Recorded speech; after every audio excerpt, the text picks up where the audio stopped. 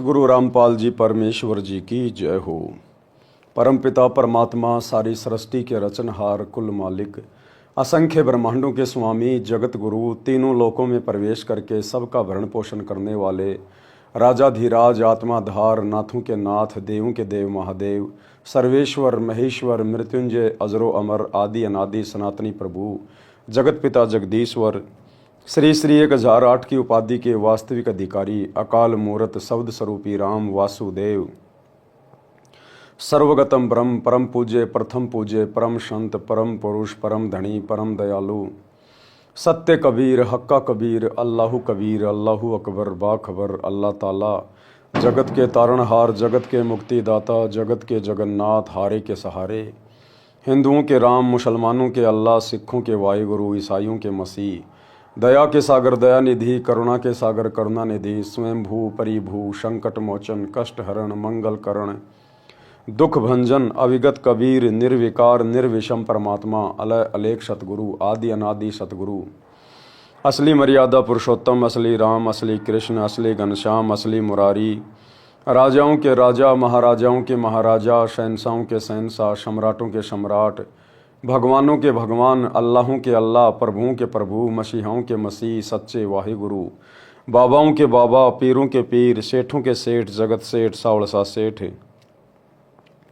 सर्वगुण संपन्न अनंत कोटि कलाओं के स्वामी अनंत कोटि ब्रह्मांडों के नायक योगियों में महायोगी ध्यानियों में महाध्यानी सिद्धों में परम सिद्ध ज्ञानियों में तत्व ज्ञानी ब्रह्म ज्ञानी महाज्ञानी परम ज्ञानी सर्वश्रेष्ठ ज्ञानी विज्ञानी युवा कबीर समरथ कबीर असमवात अमित ओजा सच्चे रहनुमा करीम अल्लाह सुभान अल्लाह दुनिया के अंतिम पैगंबर 8 सितंबर 1951 से गांव धनाना जिला सोनीपत हरियाणा भारतवर्ष की पावन भूमि पे प्रकट रियल कल की भगवान श्री नारायण साकार हरि श्री बाबा साहेब नूर अनंत परमात्मा संत श्रोमणी सतगुरु रामपाल जी परमेश्वर जी के चरण कमल में साध संगति से जुड़े हुए देश विदेश से आप और हम सभी सत्सेवक भाई बहनों का अनंत कोटि दंडवत प्रणाम। सत्साई भाई और बहनों, दया परमपिता परमेश्वर जी की सारी सृष्टि के सृजनहार सतगुरु रामपाल जी भगवान की जिनके विशेष आशीर्वाद से शुभ आशीर्वाद से उन्हीं के कर कमल से लिखित पवित्र पुस्तक जीने की राह के ऊपर वीडियो बनाने की श्रृंखला जारी है। इसी श्रृंखला में आज हमारा ये 21वें नंबर का वीडियो है। प्रत्येक वीडियो में गुरुदेव भगवान के आशीर्वाद से हमें भक्ति मार्ग से संबंधित बहुत सारी बातें पता चल रही हैं, जिन बातों को सुनकर देखकर पढ़कर हमारा दृढ़ विश्वास अपने पूज्य गुरुदेव भगवान के चरण कमल में बढ़ता ही जा रहा है और ये विश्वास ही है जो हमें एक दिन सतलोक में जा बैठाएगा। परमात्मा कहते हैं कहे कबीर सुनो वै साधो मैं तो हूँ विश्वास में। तो आज के वीडियो में आगे बढ़ते हैं। आज के वीडियो में गुरुदेव भगवान ने एक जति और सती भगत के लक्षण बताए हैं, साथ ही सती स्त्री के भी लक्षण बताए हैं और ये सांसारिक उदाहरण देकर हमें भक्ति मार्ग में दृढ़ करने का प्रयास किया है। पवित्र पुस्तक जीने की राह पार्ट नंबर 21 पेज नंबर 161 भगत जति तथा सती होना चाहिए। अब ये जति क्या होता है, सती क्या होता है? जति के लक्षण पुरुष यति यानी जति सो जानिए निज त्रिया तक विचार यानी भगत या जगत का कोई भी व्यक्ति चाहे उपदेश ले रखा या नहीं ले रखा है, यति या जति उसी को कहते हैं जो केवल अपनी औरत तक ही सीमित रहता है, केवल अपनी पत्नी तक ही सीमित रहता है, व्यभिचार नहीं करता है, उसको जति या सती कहते हैं। माता बहन पुत्री सकल और जग की नार अपनी स्त्री के अलावा आयु अनुसार अन्य स्त्री को अपनी बेटी बहन या मां की दृष्टि से देखने वाला जति कहलाता है।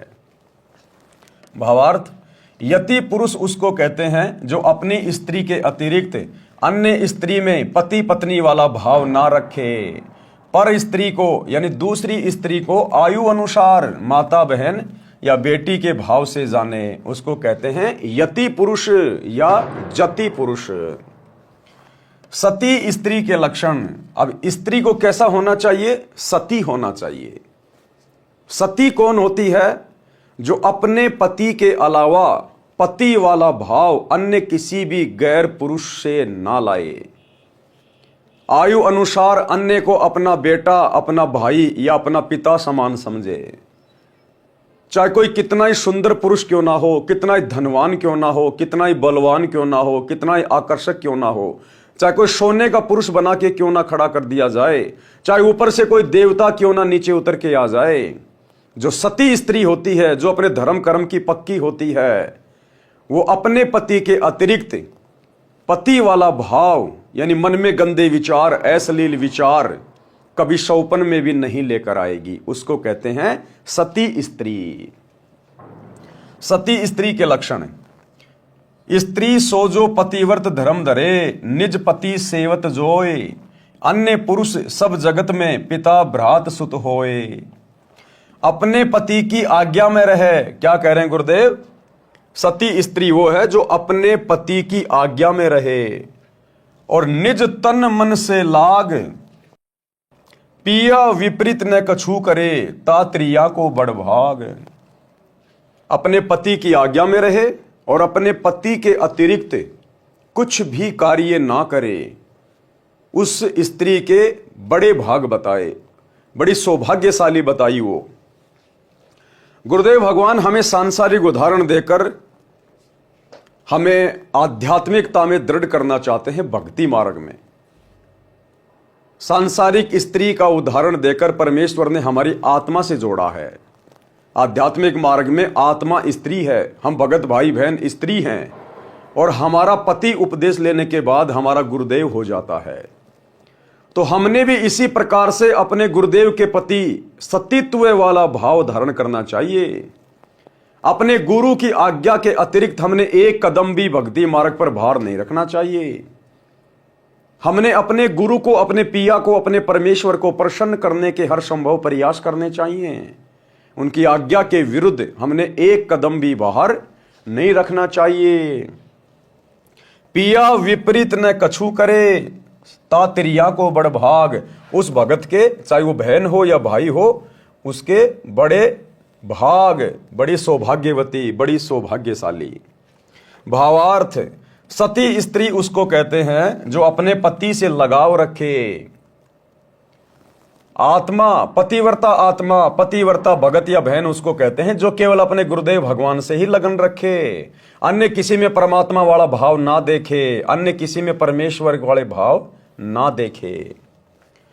सती स्त्री उसको कहते हैं जो अपने पति से लगाव रखे, अपने पति के अतिरिक्त संसार के अन्य पुरुषों को आयु अनुसार पिता, भाई तथा पुत्र के भाव से देखे यानी बरते, अपने पति की आज्ञा में रहे यानी अपने गुरुदेव की आज्ञा में चले, उनके प्रत्येक नियम और मर्यादा में चले, मन तन से सेवा करे, कोई कार्य पति के विपरीत ना करे, कोई भी कार्य अपने गुरुदेव की भक्ति और मर्यादाओं के विरुद्ध ना करे, वो है पतिव्रता आत्मा। और जब तक हम इस प्रकार से पतिव्रता पद पर नहीं आएंगे तो हमारी भक्ति सफलता की ओर नहीं बढ़ेगी। दान करना कितना अनिवार्य है, यानी भक्ति मार्ग में सच्चे सतगुरु से उपदेश लेने के बाद में दान करना कितना अनिवार्य है। कबीर मनोकामना बिहाय के हर्ष सहित करे दान, ताका तन मन निर्मल होए पाप की हान। कबीर यज्ञ दान बिन गुरु के निस्दिन माला फेर, निष्फल वह करनी सखल सतगुरु भाखे टेर। प्रथम गुरु से पूछिए कीजिए काज बहोर, सो सुखदायक होत है मिटे जीव का खोर। भावार्थ: कबीर परमेश्वर जी ने बताया है कि बिना किसी मनोकामना के जो दान किया जाता है वह दान दोनों फल देता है। बिना किसी मनोकामना के, बिना किसी इच्छा के, बिना किसी भौतिक डिमांड के जो दान किया जाता है, ज्योति पाठ करवाया जाता है अपने गुरुदेव भगवान को, अपने गुरुदेव के कर कमल में, वो दान दोनों कार्य करता है। दोनों कार्य कौन से? क्योंकि सतगुरु अंतर्यामी है, सतगुरु को बताने की आवश्यकता नहीं है कि आपके ऊपर क्या संकट है या क्या संकट आने वाला है। सतगुरु अंतर्यामी है, वो हमारे मन में उठने वाली बात को जान जाते हैं। जिस घटना का जो आने वाले समय में घटने वाली है, हमारे ऊपर कोई संकट आने वाला है, कोई दुख आने वाला है, हम नहीं जानते, सतगुरु पहले से जानते हैं। तो सतगुरु को दान धर्म करते समय, ज्योति पाठ करवाते समय हमने अपने मन में कोई इच्छा नहीं रखनी, निष्काम भाव से हमने दान करना चाहिए। गुरुदेव कहते हैं जब तक भक्ति सह कामना तब लग निष्फल सेव, कहे कबीर वे क्यों मिले निष्कामी निज देव। और परमात्मा कहते हैं बिन इच्छा जो देत है सो दान कहावे, फल बाचे नहीं तास का वो अमरापुर जावे। तो बिना इच्छा के, बिना भौतिक डिमांड के यदि हम अपने गुरुदेव को ज्योति पाठ करवाएंगे या दान करेंगे तो हमारे भौतिक जो कार्य हैं, सांसारिक जो कार्य हैं वो भी हमारे पूरे होंगे, कोई अड़चन नहीं आएगी, कोई बाधा नहीं आएगी बिन मांगे। और दूसरा काम करेगा मोक्ष में, यानी वो दान धर्म, वो कमाई हमारी मोक्ष में भी सहायक होगी। और यदि आपने डिमांड करके गुरुजी को ज्योति पाठ करवाई या दान किया, मन में कोई इच्छा आपके कि ये भगवान एक छोटा सा मेरे को प्लाट मिल जाए, ये भगवान मेरा लड़का नौकरी लग जाए, भले आप अपने गुरु से ना कहिए, लेकिन यदि आपके मन में कुछ इस प्रकार के विचार चल रहे हैं तो वो आपका सांसारिक कार्य तो हो सकता है परमात्मा पूरा कर देगा, आपके पोता भी हो जाएगा, आपका एक प्लाट भी ले लिया जाएगा, आपका बेटा भी नौकरी लग जाएगा, लेकिन वो दान धर्म का फल फिर आपके मोक्ष में काउंट नहीं होगा। तो परमात्मा ने बहुत अच्छा तरीका बताया कि जब भी दान धर्म करो, ज्योति पाठ अपने गुरुजी के हाथों में दो, तो मन में कोई इच्छा मत करो किसी प्रकार की, आंख बंद करके दे दो अपने गुरुदेव के चरणों में। आपके दोनों कार्य सफल होंगे, आपके सांसारिक कार्य भी अंतर्यामी सतगुरु सफल करेगा और मोक्ष में भी वो भक्ति धन आपका ऐड हो जाएगा। कबीर परमेश्वर जी ने बताया है कि बिना किसी मनोकामना के जो दान किया जाता है वह दान दोनों फल देता है। वर्तमान जीवन में कार्य की सिद्धि भी होगी तथा भविष्य के लिए पुण्य जमा होगा, और जो मनोकामना पूर्ति के लिए किया जाता है वह कार्य सिद्धि के पश्चात समाप्त हो जाता है। बिना मनोकामना पूर्ति के किया गया दान आत्मा को निर्मल करता है, पाप नाश करता है। पहले गुरु धारण करो, फिर गुरुदेव जी के निर्देश अनुसार दान करना चाहिए। सबसे पहले तो गुरु धारण करो, और गुरु भी सच्चा पूर्ण गुरु, तत्वदर्शी गुरु, और वो वर्तमान में केवल एक ही है पृथ्वी पे, सतगुरु रामपाल जी। गुरु धारण करने के बाद गुरुदेव जी के निर्देश अनुसार दान करना चाहिए। फिर आपने किसी भी ऐरे गहरे नत्थु बैरे के हाथों में दान नहीं देना, अपने किसी भी गुरु भाई के हाथों में दान नहीं देना, ज्योति पाठ का पैसा नहीं देना। अपने गुरुजी के निर्देशन में, गुरुजी से आज्ञा लेकर फिर आपने ज्योति पाठ करवानी है। ये नियम है जो गुरुदेव यहां लिख रहे हैं कि गुरु बिन माला फेरते, गुरु बिन देते दान, गुरु बिन दोनों निष्फल है चाहे पूछो वेद पुराण। गुरु बिन दान पुण्य जो करही, मिथ्या होय कभू न फल ही। और गुरुदेव ने हमें निर्देशित किया है, आदेशित किया है सत्संगों में कि बच्चों सुपात्र को दान धर्म करना चाहिए, सुपात्र के हाथों में ज्योति पाठ का पैसा देना चाहिए। और फिर गुरुदेव ने यह भी बताया कि बच्चों सुपात्र इस पूरी पृथ्वी पर आपके गुरु के अलावा कोई दूसरा नहीं है। गुरु का बेटा कभी सुपात्र नहीं होता, गुरु की बेटी सुपात्र नहीं होती, गुरु की पत्नी सुपात्र नहीं होती, गुरु का भाई सुपात्र नहीं है, कोई कोऑर्डिनेटर सुपात्र नहीं है। सतगुरु ही सुपात्र है, या फिर सतगुरु जिसको अपना अधिकारी नियुक्त कर दे, सार्वजनिक तौर पर ठप्पा लगा दे अपना, उसके बाद फिर वो अधिकारी होता है। तो ये ठप्पा भाई अधिकारी वाला जब तक सतगुरु रामपाल जी भगवान धरती पे हैं तब तक किसी और के ऊपर नहीं लगाएंगे, अपने बेटा बेटी के ऊपर नहीं लगाएंगे, भाई बंधुओं के ऊपर नहीं लगाएंगे, किसी कोऑर्डिनेटर के ऊपर नहीं लगाएंगे। तो वर्तमान समय में जो कि 2025 का समय चल रहा है और 2014 में बरवाला कांड हुआ, गुरुदेव भगवान जेल में बैठे हुए हैं। आज गुरुदेव भगवान की गैर हाजिरी में, गुरुदेव भगवान से पूछे बिना, उनसे आज्ञा लिए बिना, उनके ज्ञान के विपरीत लाखों की संगत इन फर्जी सतलोक आश्रमों में जा जाके अपने गुरुदेव के नियम और मर्यादाओं की धज्जियां उड़ा रही है, और बिना गुरु आज्ञा के अर्थात हिसार जेल में जाकर अपने गुरुजी से आज्ञा लिए बिना ज्योति पाठ और दान करवा रही है। किनको? कुपात्रों को, गुरुदेव के परिवार को, कोऑर्डिनेटरों को। और ये कुपात्र संगत की आंखों के सामने उस दान का जी भरकर दुरुपयोग भी कर रहे हैं, क्योंकि कुपात्र तो दुरुपयोग ही करेगा, आपके दान को बर्बाद ही करेगा। अन्यथा भैया सतगुरु का वचन फैल हो जाएगा। फिर सतगुरु ने क्यों कहा कि सुपात्र को दान करना चाहिए और सुपात्र केवल सतगुरु होता है? तो आपने तो कुपात्रों को दे दिया, कुपात्रों को। गुरु का परिवार आपका सतगुरु नहीं है, ये कोऑर्डिनेटर आपके सतगुरु नहीं है। आपने किन कुपात्रों को दे दिया इस परीक्षा के समय में? और ये कुपात्र जी भर के आपके करोड़ों के दान का दुरुपयोग कर रहे हैं, आपके कर्म फोड़ रहे हैं, आपकी मर्यादा तोड़वा रहे हैं। धनाना गांव में करोड़ों रुपये का स्टेडियम बना दिया, जो कि गुरुदेव की आज्ञाओं के खिलाफ, सत्संगों के विपरीत। हरियाणा के जाट आरक्षण में करोड़ों रुपया चंदे के रूप में दे दिया। आनंदपाल सिंह जैसे गैंगस्टरों की सीबीआई जांच के समर्थन में 5 लाख रुपए दे दिए। हरियाणा के गोहाना जाट महासभा का 5वां फ्लोर बनवा दिया गया, जो 1 करोड़ से ऊपर बनेगा। अयोध्या में भंडारा लगा दिया काल पुजारियों के लिए। और भी दुनिया भर के पाखंड आडंबर आए दिन ये लोग आपके दान धर्म के ऊपर करते ही रहते, काल प्रेरणा से आप लोगों की मर्यादा तोड़वाने के लिए। तो भैया सतगुरु का वचन मिथ्या नहीं जाता। सतगुरु ने कह दिया कि दान केवल सुपात्र को दिया जाता है, सुपात्र केवल आपका गुरु है। बाकी आप किसको दे रहे हैं ये आप स्वयं निर्णय कर लीजिएगा। पहले गुरु धारण करो, फिर गुरुदेव जी के निर्देश अनुसार दान करना चाहिए। बिना गुरु के कितना ही दान करो और कितना ही नाम सुमरण की माला फेरो, सब व्यर्थ प्रयत्न है। यह सत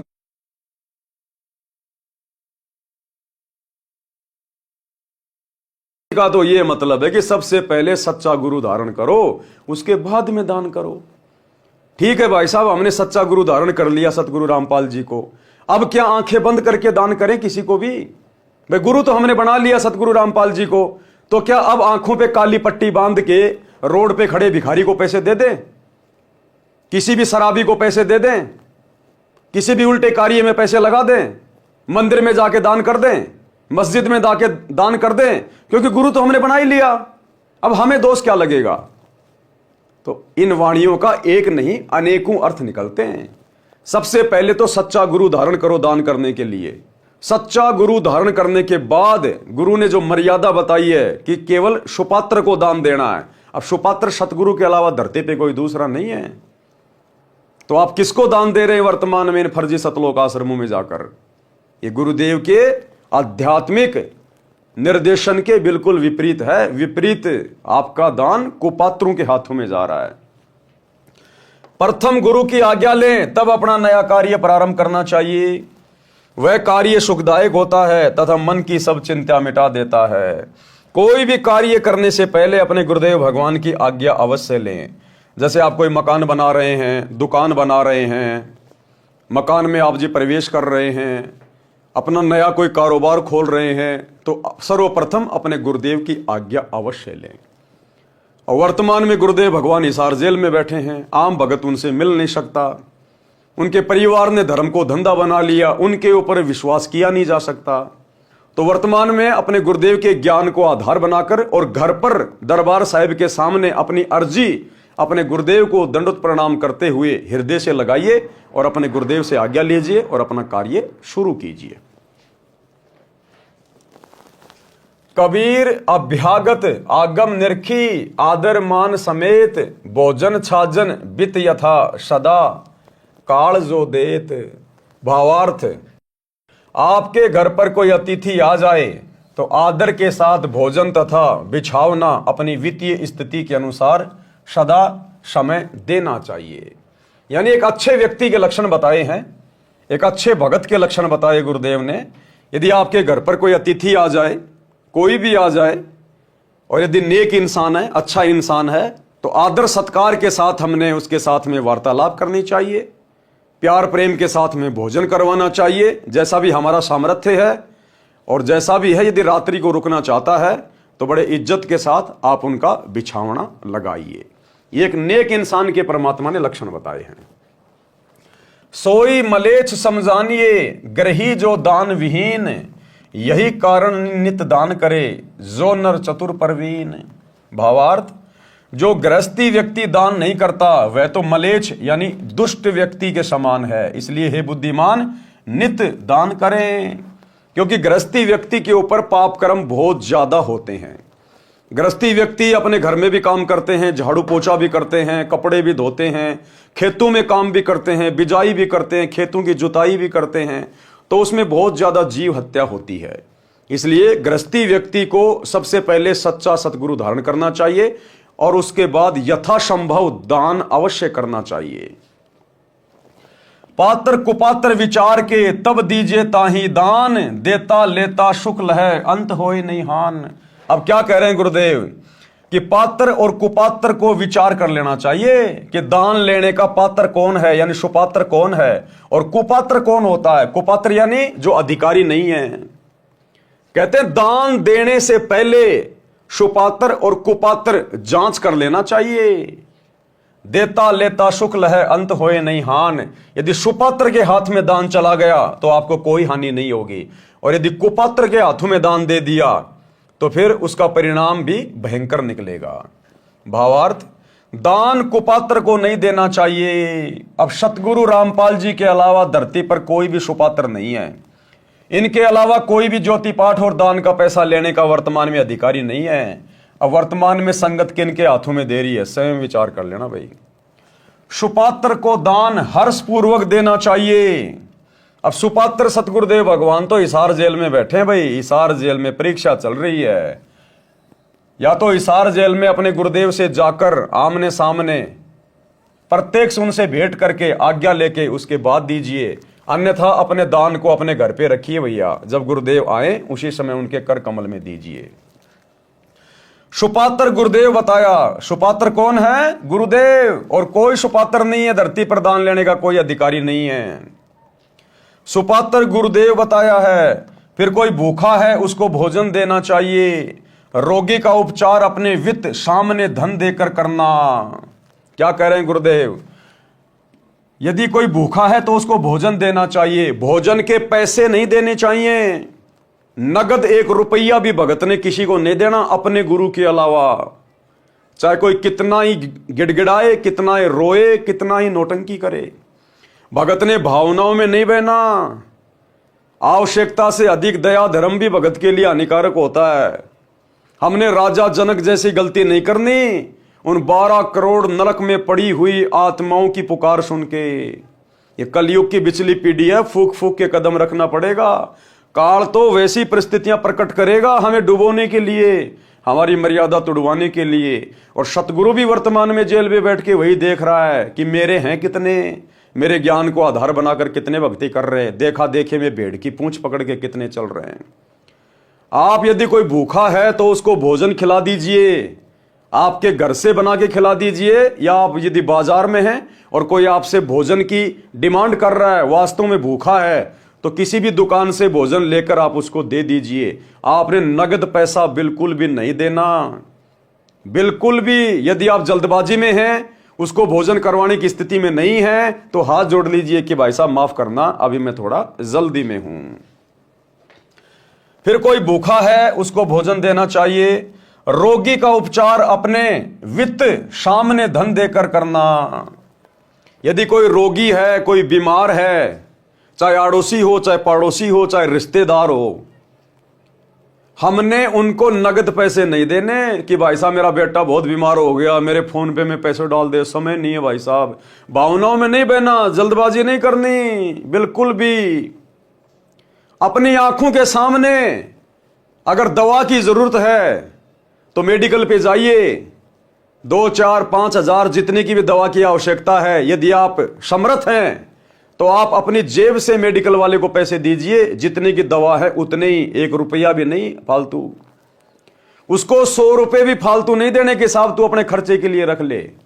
हाँ, यदि हमारा कोई भगत भाई बहन है, नाम उपदेश ले रखा है, मर्यादा में है, उसको हम नगद पैसा देके उधार मदद कर सकते हैं, क्योंकि वो परमात्मा का भगत है, वो पैसे का दुरुपयोग नहीं करेगा। और यदि फिर भी वो दुरुपयोग करेगा तो सजा फिर वो भोगेगा, हम नहीं भोगेंगे, क्योंकि हमने तो अपनी आंखों के सामने उसकी स्थिति को देखकर हमने उसकी मदद की है।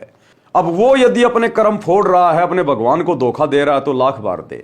लेकिन जगत वाला कोई भी व्यक्ति हो, चाहे रिश्तेदार हो, चाहे अड़ोसी हो, चाहे पड़ोसी हो, उनको नगद पैसा नहीं देना, चाहे कोई कितना बीमार हो।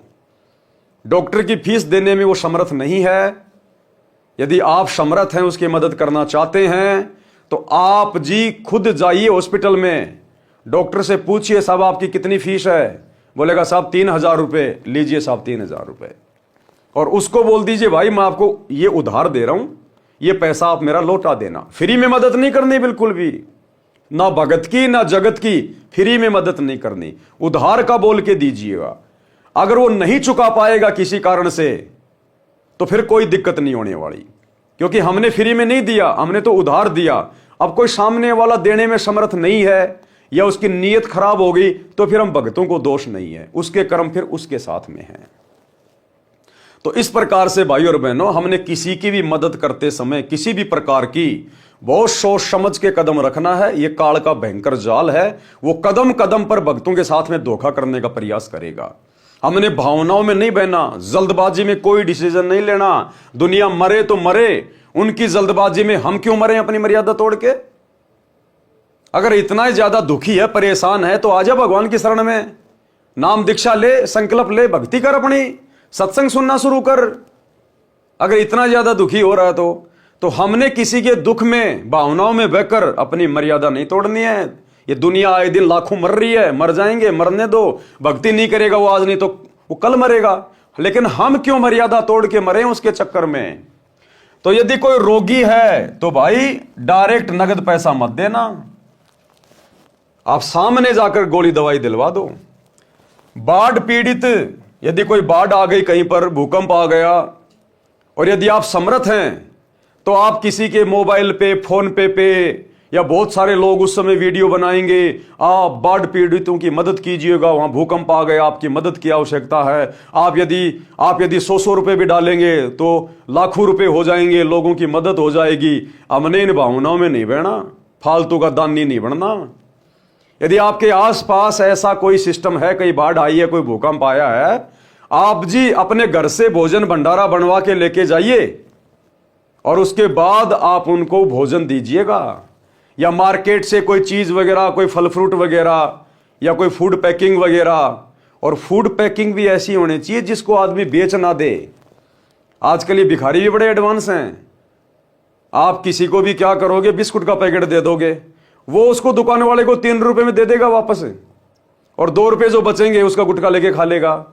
आप जिसको भी बिस्कुट दें, कोई भी फूड दें, जो पैकिंग होता है थोड़ा सा उसको फाड़ दें, बिस्कुट के पैकेट को थोड़ा 2 टूक कर दें बीच में हल्का सा, या और कोई भी पैकिंग का सामान है उसकी पैकिंग को थोड़ा सा फाड़ दें।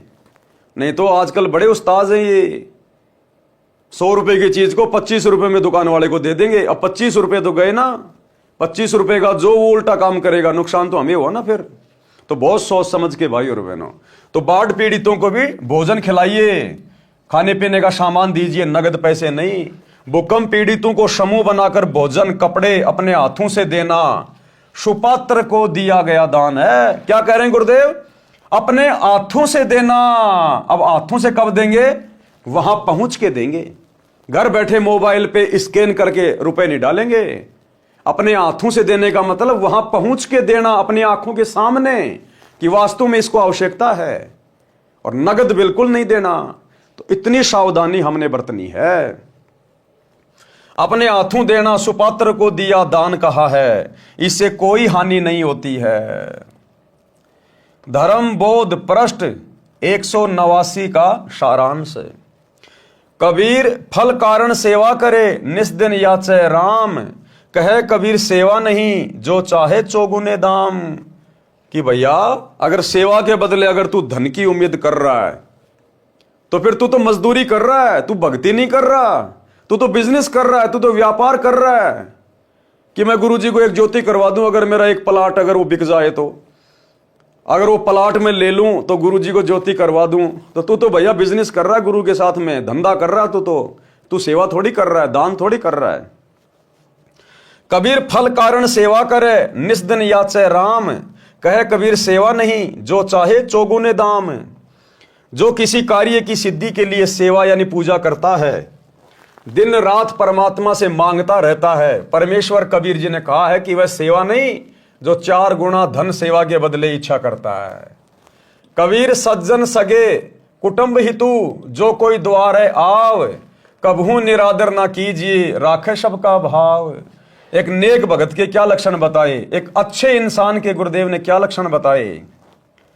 भद्र पुरुषों, सगे यानी रिश्तेदारों, कुटुंब यानी परिवारजनों तथा हितु यानी आपके हितैषियों का आपके द्वार पर आना हो तो कभी अनादर नहीं करना चाहिए, सबका भाव रखना चाहिए, लेकिन अपनी मर्यादाओं का विशेष ध्यान रखना चाहिए।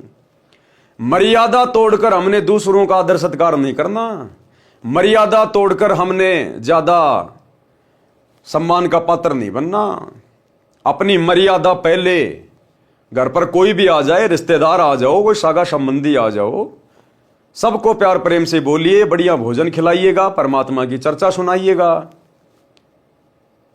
हमने अपनी मर्यादाओं का सबसे पहले ध्यान रखना है। कबीर कोड़ी कोड़ी जोड़कर कीने लाख करोड़, पैसा एक ना संग चले केते दाम बटोर। कि भैया कितना ही जोड़ ले, कितना ही बैंक भर ले, कितना ही दुनिया लूट ले, रिश्वत ले ले, ठग ले, अंत में तेरे साथ एक फुट्टी कोड़ी भी नहीं जाएगी। जो कर्म तूने बिगाड़ लिए, लोगों को ठग के, चोरी करके, धन जमा करके, वो कर्म तेरे साथ जाएंगे। भावार्थ, दान धर्म पर पैसा खर्च किया नहीं, लाखों करोड़ों रुपए जमा कर लिए, संसार छोड़कर जाते समय एक पैसा भी साथ नहीं चलेगा, चाहे कितना ही धन संग्रह कर लो। जो धन हरि के हेत धर्म रा नहीं लगात, सो धन चोर लबार गहे धर छाती पर लात। जो व्यक्ति दान धर्म में पैसा नहीं लगाता, शुभ कार्यों में पैसा नहीं लगाता है, कहते हैं जो धन हरि के हेत धर्म रा नहीं लगात, सो धन चोर लबार गहे धर छाती पर लात। कहते हैं चोर उसके धन को चुरा लेंगे, उसकी छाती पे लात धर के। आपका लड़का बीमार हो जाएगा, एक्सीडेंट हो जाएगा, आपने डॉक्टर को लाखों रुपए देने पड़ेंगे, कार्ड ले गए, छाती पे पैर रख के। जो आप 5,000 रुपए भी दान में लगाने से डर रहे थे ना, कि कहीं पैसे कम ना पड़ जाए, नुकसान ना हो जाए, अब छोरा बीमार हो गया, अब लाखों रुपए वो डॉक्टर लेगा छाती पे पैर धर के। घर में चोरी हो जाएगी, चोर चुरा ले जाएंगे पैसा, ज्वेलरी, सोना चांदी, छाती पे पैर रख के रोते रहो फिर बाद में। और दान धर्म करते तो परमात्मा मुसीबत में आगे खड़ा हुआ मिलता, आगे खड़ा हुआ। जो धन परमात्मा के निमित्त खर्च नहीं होता, कभी धर्म कर्म में नहीं लगता, उसके धन को डाकू, चोर, लुटेरे छाती ऊपर लात रखकर यानी डरा धमकाकर छीन ले जाते हैं। सत का सौदा जो करे दंभ छल छिद्र त्यागे, अपने भाग का धन लहे पर धन विषम लागे। सत का सौदा यानी सत भक्ति जो करे, जो सत भक्ति रूपी धंधा करे, व्यापार करे, और दंभ यानी अहंकार और छल छिद्र त्यागे यानी ये चतुराई, ये कपट, धोखाधड़ी, इसको छोड़ दे और अपने भाग का धन लहे, केवल अपनी किस्मत का धन ही अपना समझे, पर धन विषम लागे। दूसरे का धन, दूसरे का पैसा जहर के समान लगना चाहिए। अपने जीवन में परमात्मा से डरकर सत्य के आधार से सर्व कर्म करने चाहिए कि भैया एक दिन मालिक के दरबार में भी जाना है, आज नहीं तो कल ये शरीर भी छूटेगा, ऊपर भगवान के दरबार में भी जाएगा, वहां तेरा अकाउंट होगा पाई पाई का। तुमने उस दरगाह का महल नहीं देखा, धर्मराज के तिल तिल का लेखा। जो अपने भाग्य में धन लिखा है उसी में संतोष करना चाहिए, पर धन को जहर के समान समझें। पर धन क्या, लोगों को लूटना, ठगना, झूठ बोल के धन इकट्ठा करना, रिश्वत वगैरह लेना, ये होता है पर धन हड़पना। भूखा जही घरते फिरे ताको लागे पाप, जिसके घर से कोई व्यक्ति भूखा चला जाता है, कहते हैं वो महापापी व्यक्ति होता है, महापापी। कैसे? कोई रिश्तेदार है आपके घर पे आया, आप उसको भोजन नहीं करवा पाए, आप कह रहे हो भाई साहब भोजन तो करते जाओ, भोजन का समय हो गया, और वो कह रहा है कि नहीं नहीं भाई साहब मेरा पेट भरा हुआ है, मुझे वास्तव में भूख नहीं लग रही। तो वो आदमी फिर आपके घर से भूखा नहीं गया, वो आदमी आपके घर से भूखा नहीं गया, क्योंकि आप तो उसको खिलाना चाह रहे हो, लेकिन किसी कारण से वो नहीं खाना चाह रहा। कोई भी कारण हो सकता है, उसका अपना कोई व्रत हो सकता है, आपके घर का खाना वो नहीं खाना चाहता हो, या वास्तव में उसको भूख नहीं है, लेकिन हमने तो आदर सत्कार से उससे प्रार्थना करी, तो हमारे घर से तो समझो भोजन खा के ही गया है, तो ऐसे में दोष नहीं लगता। हाँ, यदि आपकी बोलचाल से, आपके झगड़ालू स्वभाव से, आपके द्वारा कुछ उल्टा सीधा बोलने से यदि वो व्यक्ति नाराज होकर और भोजन करके नहीं जाता है, या आपने उसको भोजन नहीं करवाया, तो फिर आप जी परमात्मा के दोषी बनते हैं। तो भगत ने आए हुए को एक प्रकार से, जैसे कहते हैं ना कि भाई घर पे आया हुआ तो भगवान समान होता है, मेहमान तो भगवान समान होता है, तो हमने उसी भाव से उनको भोजन पानी के लिए जरूर प्रार्थना करनी चाहिए। और कोई नहीं खा के जाता है अपनी मर्जी से, तो फिर हमें दोष नहीं है। भूखा जहीं करते फिरे ताको लागे पाप, भूखों भोजन जो देत है कटे कोटि संताप। करोड़ों पाप कर्म नष्ट हो जाते हैं जो भूखे को भोजन खिलाता है। अब भाइयों और बहनों, ये वाणी क्या कह रही है? भूखा जहीं करते फिरे, जिस घर से भूखा व्यक्ति चला जाए ताको लागे पाप। यहां तो गुरुदेव कह रहे हैं अगर आपके घर से कोई भूखा चला गया आपकी कमजोरी के कारण, तो आप बहुत बड़े पाप के भागी हैं। तो सोचिए भाई और बहनों, दूसरे के घरों में घुसकर यदि कोई किसी को भोजन ना करने दे, खाना ना खाने दे, उसके भोजन को उठा के फेंक दे, उनके साथ में मार पिटाई करे बेवजह अपने स्वार्थ के लिए, तो उनको क्या पाप लगेगा? जब घर पे आए हुए व्यक्ति को आपने भोजन नहीं करवाया और किसी कारण से झगड़ा करके निकाल दिया, उसका कितना पाप है।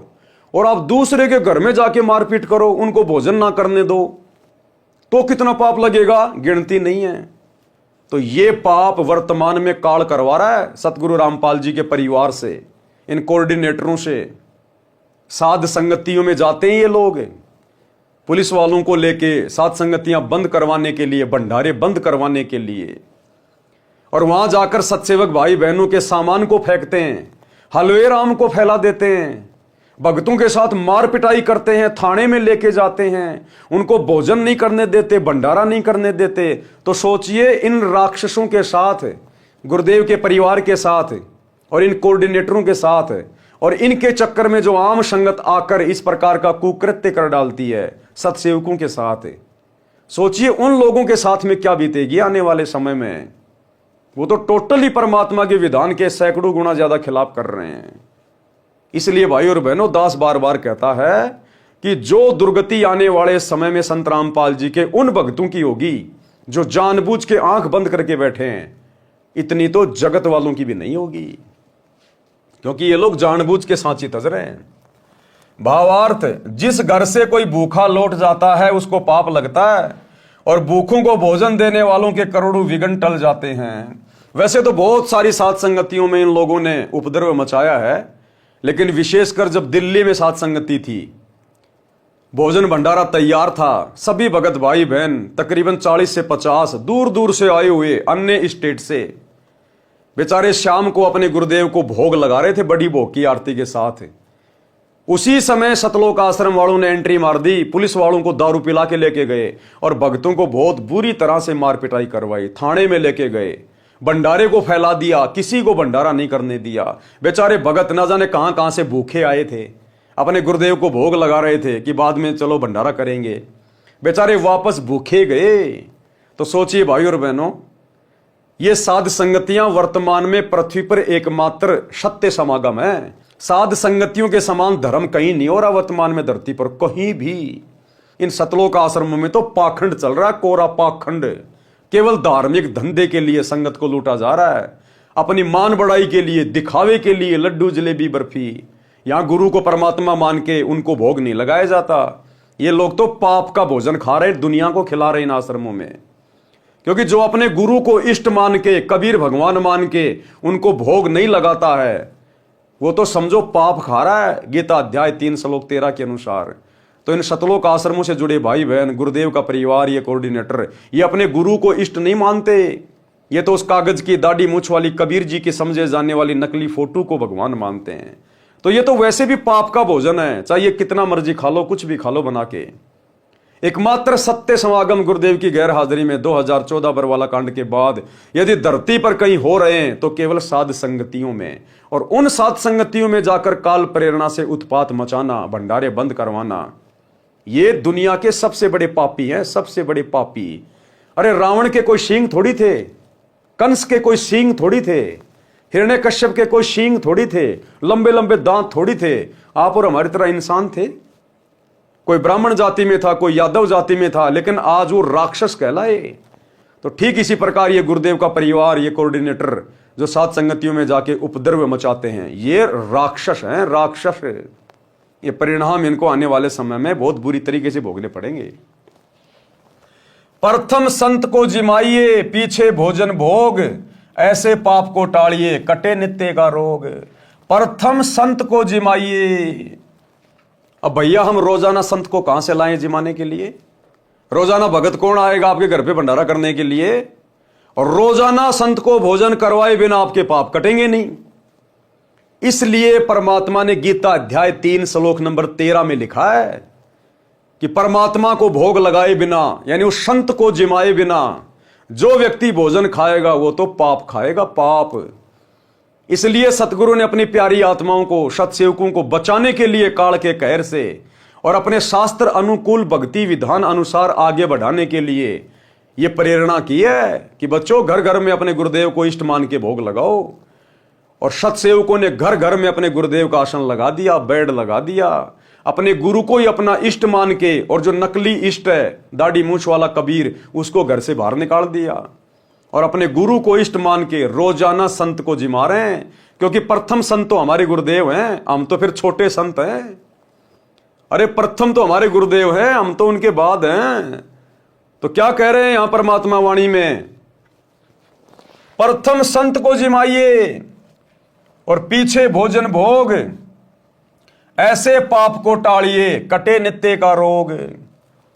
अब मान लीजिए किसी घर में 5 भगत हैं, वो 5 संत हैं।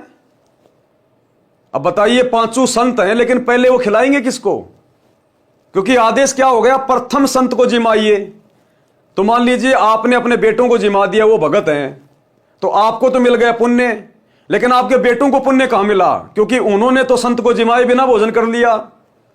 और यदि आपके बेटे पहले आपको जिमा रहे हैं तो फिर आप फिर पाप से दूर नहीं हट पाएंगे, क्योंकि आपने किसी संत को भोजन करवाए बिना आपने कैसे खा लिया? तो यहां संत कौन है असल में? जो उन 5 को लाभ मिलेगा उसको भोजन करवाने से। सबसे बड़ा संत हमारा गुरु। इसलिए अपने गुरुदेव को भोग लगाइए, भोग की आरती के साथ। ये अन्नदेव की आरती नहीं, थाली में रोटी डाल ली, एक टुकड़ा तोड़ के रख दिया और अन्नदेव की छोटी आरती कर दी। वो संत जिमाना नहीं है, वो तो तुम जिम रहे हो। संत कहां जिम रहा है? इसलिए घर पर यदि कोई भगत भाई बहन आ जाएं तो वो संत हैं।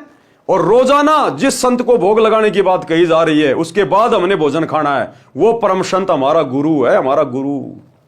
पहले अपने गुरु को भोग की आरती के साथ भोग लगाइए, हलवे राम का भोग लगाइए, जो विधि सात संगतियों में चल रही है। तो देखो भाई और बहनों, प्रत्येक बात का आपको समर्थन मिलेगा, आपको जो है सबूत मिलेगा। प्रथम संत को जिमाइए, पीछे भोजन भोग, ऐसे पाप को टाड़िए, कटे नित्य का रोग। यदि आपके घर पर कोई संत भगत आ जाए तो पहले उसको भोजन कराना चाहिए, पीछे आप भोजन खाना चाहिए। इस प्रकार अपने सिर पर नित्य आने वाले पाप के कारण कष्ट को टालना चाहिए। अब भैया रोजाना संत कहां से आएंगे? रोजाना घर पे भगत कहां से आएंगे? तो ये परम संत है, इसको पहचान लीजिए। संतों का संत, परम संत। इन्हें अपना इष्ट मानकर गीता अध्याय 3 श्लोक 13 के अनुसार प्रतिदिन भोग लगाइए, हमारे सारे पाप ना कट जाएं। कर्म बोध पृष्ठ 180 का सारांश। कबीर यद्यपि उत्तम कर्म करी रह रहित अभिमान, कि भगत ने केवल श्रेष्ठ कर्म करने चाहिए। अपने गुरुदेव भगवान की आज्ञा में रहकर उनके बताए अनुसार ही धार्मिक जो कर्म है वो करने चाहिए। रह रहित अभिमान, और घमंड से दूर रहना चाहिए, मान बड़ाई अहंकार से दूर रहना चाहिए। साधु देख सिर नावते, करते आदरमान, और भगत को देखते ही सिर झुक जाना चाहिए। सत्साई भगत जी कहते हैं वो भगत सफल होगा। और यहां भक्तों को जा जाके लठों से मार रहे हैं सात संगतियों में, भक्तों पे मुकदमा करवा रहे हैं, भक्तों को जेल करवा रहे हैं। तो बताइए इनके साथ में क्या बीतेगी आने वाले समय में? भावार्थ, अभिमान त्याग कर श्रेष्ठ कर्म करने चाहिए। अब भैया अभिमान तो कूट कूट के भर दिया काल ने संगत में, वर्तमान में गुरुदेव की गैर हाजिरी में। अभिमान कहां से त्यागेंगे और श्रेष्ठ कर्म कहां से करेंगे? ये तो घटिया कर्मों में लग गए। राजनेताओं की रैलियों में धक्के खाना श्रेष्ठ कर्म नहीं है भक्ति मार्ग में। दुनिया के लिए अपने गुरुदेव की मर्यादा तोड़ के स्टेडियम बनवाना श्रेष्ठ कर्म नहीं है भक्ति मार्ग में। अयोध्या में जाके आन उपासना को बढ़ावा देते हुए काल पुजारियों के लिए भंडारा लगाना यह श्रेष्ठ कर्म नहीं है गुरुदेव के अनुसार। हरियाणा के जाटों की धर्मशाला बनवाना, करोड़ों रुपया भक्तों के दान पाठ का ज्योति का बर्बाद करना यह श्रेष्ठ कर्म नहीं है। जाट आरक्षण में करोड़ों रुपया चंदे में दे देना, भक्तों की मर्यादा तोड़वाना वहां बैठा कर यह श्रेष्ठ कर्म नहीं है। आनंदपाल जैसे गुंडों की सीबीआई जांच का समर्थन करने के लिए राजपूत करणी सेना की रैली में जाके बैठना और 5 लाख रुपए चंदे के रूप में देना यह भक्ति मार्ग में श्रेष्ठ कर्म नहीं है। आश्रम में हॉस्पिटल बनाना अति घटिया कर्म, अति घटिया कर्म। तो भाई और बहनों, परमात्मा का विधान क्या कह रहा है, गुरुदेव का संविधान क्या कह रहा है और भगत समाज किस दिशा में जा रहा है, इसी बात की परीक्षा लेने के लिए, अपने सिर से नकली भक्तों का बोझ उतारने के लिए परमात्मा ये लीला कर रहे हैं। इस आर जेल में बैठने की किसी ने बांध नहीं रखा है, वो अबंध परमात्मा है। अभिमान त्याग कर श्रेष्ठ कर्म करने चाहिए। संत भगत को आता देखकर शीश झुकाकर प्रणाम तथा सम्मान करना चाहिए। कबीर बार बार निज शरणते सुने जो धर्म पुराण, कोमल चित उदार नित हिंसा रहित बखान। भगत को चाहिए कि वह बार बार धर्म कर्म के विषय में सत्संग ज्ञान सुने और अपना चित्त कोमल रखे। अहिंसा परम धर्म है, ऐसे अहिंसा संबंधी प्रवचन सुनने चाहिए। कबीर न्याय धर्म युक्त कर्म सब करे, न करना कभू अन्याय। जो अन्यायी पुरुष है बंधे जमपुर जाए। सदा न्याय युक्त कर्म करने चाहिए, कभी भी अन्याय नहीं करना चाहिए। जो अन्याय करते हैं वे यमराज के लोक में नरक में जाते हैं। धर्म बोध पृष्ठ 181 का सारांश है। आम संगत यदि बेचारी कानों में सोना पहन ले, कोई चांदी के आभूषण पहन ले, तो तुरंत उनका शतलोक आश्रम वालों की तरफ से पीला पर्चा निकाल दिया जाता है कि गुरुजी का आदेश है, ये अभी तक सोना पहनता है और सारनाम भी ले रखा है, इसकी सभी आश्रमों से नामदान सेंटरों से नो एंट्री की जाती है। और गुरुजी की लड़की मंजू, देखे कोई माई का लाल, उससे छुड़वा देना कानों में सोना पहनना। अरे गुरु की बड़ी लड़की जिसने सारनाम ले लिया, सार शब्द ले लिया, बस वो तो सतलोक के लिए तैयार बैठी है, कभी भी जा सकती है। उसका सोना पहनना छुड़वा दो ना कोई माई का लाल। आज 2025 तक तो सोना पहनना छोड़ा नहीं है, आगे की मैं कह नहीं सकता। तो ये न्याय नहीं हो रहा, ये अन्याय हो रहा है, अन्याय। आम संगत का तो पीला पर्चा निकाल दिया जाता है छोटी सी बात पे, और गुरुजी की लड़की सरेआम सोना पहन के घूम रही है, कोई माई का लाल उसकी नो एंट्री करके दिखाओ ना। तो ये अन्याय हो रहा है, न्याय नहीं हो रहा। सदा न्याय युक्त कर्म करने चाहिए, कभी भी अन्याय नहीं करना चाहिए। जो अन्याय करते हैं वे यमराज के लोक में नरक में जाते हैं। धर्म बोध पृष्ठ 181 का सारांश है। कबीर गृह कारण में पाप बहु नित लागे सुन लोए, ताही ते दान अवश्य दूर ताही ते होए। कबीर चक्की चौके चूल्हे में झाड़ू और जलपान, गृही आश्रमी को नित्य है पाप पांचे विधिजान। यानी 5 प्रकार से गृहस्थी व्यक्ति को रोजाना पाप लगता है। आटा पीसता है उस समय जीव मरते हैं, घर में झाड़ू चौका होता है उस समय जीव मरते हैं, चूल्हे में खाना बनाया जाता है उसमें जीव मरते हैं, झाड़ू लगाई जाती है, और जलपान यानी खाना वाना खाते समय, बर्तन वर्तन धोते समय, खेतों में काम करते समय। तो कहते हैं गृहस्थी व्यक्ति को तो सच्चे सतगुरु से अवश्य दीक्षा लेनी चाहिए, इसमें तो बिल्कुल भी चूक नहीं करनी चाहिए, और दान धर्म फिर डट के करना चाहिए। भावार्थ, गृहस्थी को चक्की से आटा पीसने में, खाना बनाने में चूल्हे में अग्नि जलाई जाती है, चौका अर्थात स्थान लीपने में तथा झाड़ू लगाने तथा खाने तथा पीने में 5 प्रकार से पाप लगते हैं। हे संसारी लोगों सुनो, इन कारणों से आपको नित पाप लगते हैं, इसलिए दान करना आवश्यक है। ये पाप दान करने से ही नाश होंगे। गुरुदेव कहते हैं जो चौका तुम देवो नित्या, 1000 ब्राह्मण की है हत्या। माता बहनें रोजाना घर में जो पोंछा लगाती हैं, या पहले गारा से गोबर से जमीन को लिपा करते थे, आजकल जैसे पोंछा वगैरह मार देते हैं, वाइपर मार देते हैं। तो गुरुदेव कहते हैं 1000 ब्राह्मणों की हत्या के बराबर पाप होता है, इतने जीव मरते हैं। इसलिए गृहस्थी व्यक्ति को सच्चा सतगुरु धारण करके और दान धर्म अवश्य करना चाहिए, तभी उनके वो पाप कटेंगे। क्योंकि पाप बहुत प्रकार के होते हैं और कई प्रकार से उनका नाश होता है। कुछ पाप ऐसे होते हैं जो सत्संग सुनने से नष्ट हो जाते हैं, कुछ पाप गुरुदेव ने ऐसे बताए जो सुमरण करने से नष्ट होंगे, कुछ पाप जो है वो गुरुदेव के दर्शन करने से, कुछ उनके आशीर्वाद से, और कुछ आपके तीनों समय की आरती से, कुछ सत्संग सुनने से, और कुछ पाप ऐसे होते हैं जो केवल दान धर्म करने से ही नष्ट होते हैं। इसलिए दान करना आवश्यक है, लेकिन भाइयों और बहनों ध्यान रखना है भावनाओं में बह के नहीं, किसी कुपात्र को नहीं, अपने किसी भगत भाई को नहीं, केवल अपने गुरुदेव को, क्योंकि सुपात्र गुरुदेव हैं। वर्तमान में हमारे गुरुदेव हिसार जेल में बैठे हुए हैं, तो हमने संकल्प कर लेना है अपने घर पे ज्योति का, पाठ का, दान का संकल्प कर लो। पैसा अपने पास में रखो, जब गुरुदेव आए उसी समय उनके हाथ में दो, किसी कुपात्र के हाथ में नहीं देने हमने भावनाओं में बह के। ये परमात्मा है, परम साधु है, और कहते साधु भूखा भाव का, धन का भूखा नहीं, जो कोई धन का भूखा वो साधु भी नहीं। इसलिए गुरुदेव की गैर हाजिरी में यदि गुरुदेव ने किसी को अधिकारी नियुक्त नहीं कर रखा है दान धर्म लेने के लिए, तो आपने किसी भी कुपात्र के हाथ में, चाहे उनका बेटा हो, चाहे बेटी हो, चाहे कोऑर्डिनेटर हो, चाहे कोई भी हो, कोई कितना डराए, कितना धमकाए, कितना पीड़ा पर्चा निकाले, कुछ भी कहे, हमने अपने कर्म नहीं फोड़ने। ये हमारी दृढ़ता की परीक्षा ले रहा है परमात्मा वर्तमान में। कबीर कछु कटे सत्संग ते, कछु नाम के जाप, कछु संत के दर्शते, कछु दान प्रताप। भगत के पाप कई धार्मिक क्रियाओं से समाप्त होते हैं, कुछ सत्संग वचन सुनने से, ज्ञान यज्ञ के कारण, कुछ नाम के जाप से, कुछ संत के दर्शन करने से, तथा कुछ दान के प्रभाव से समाप्त होते हैं।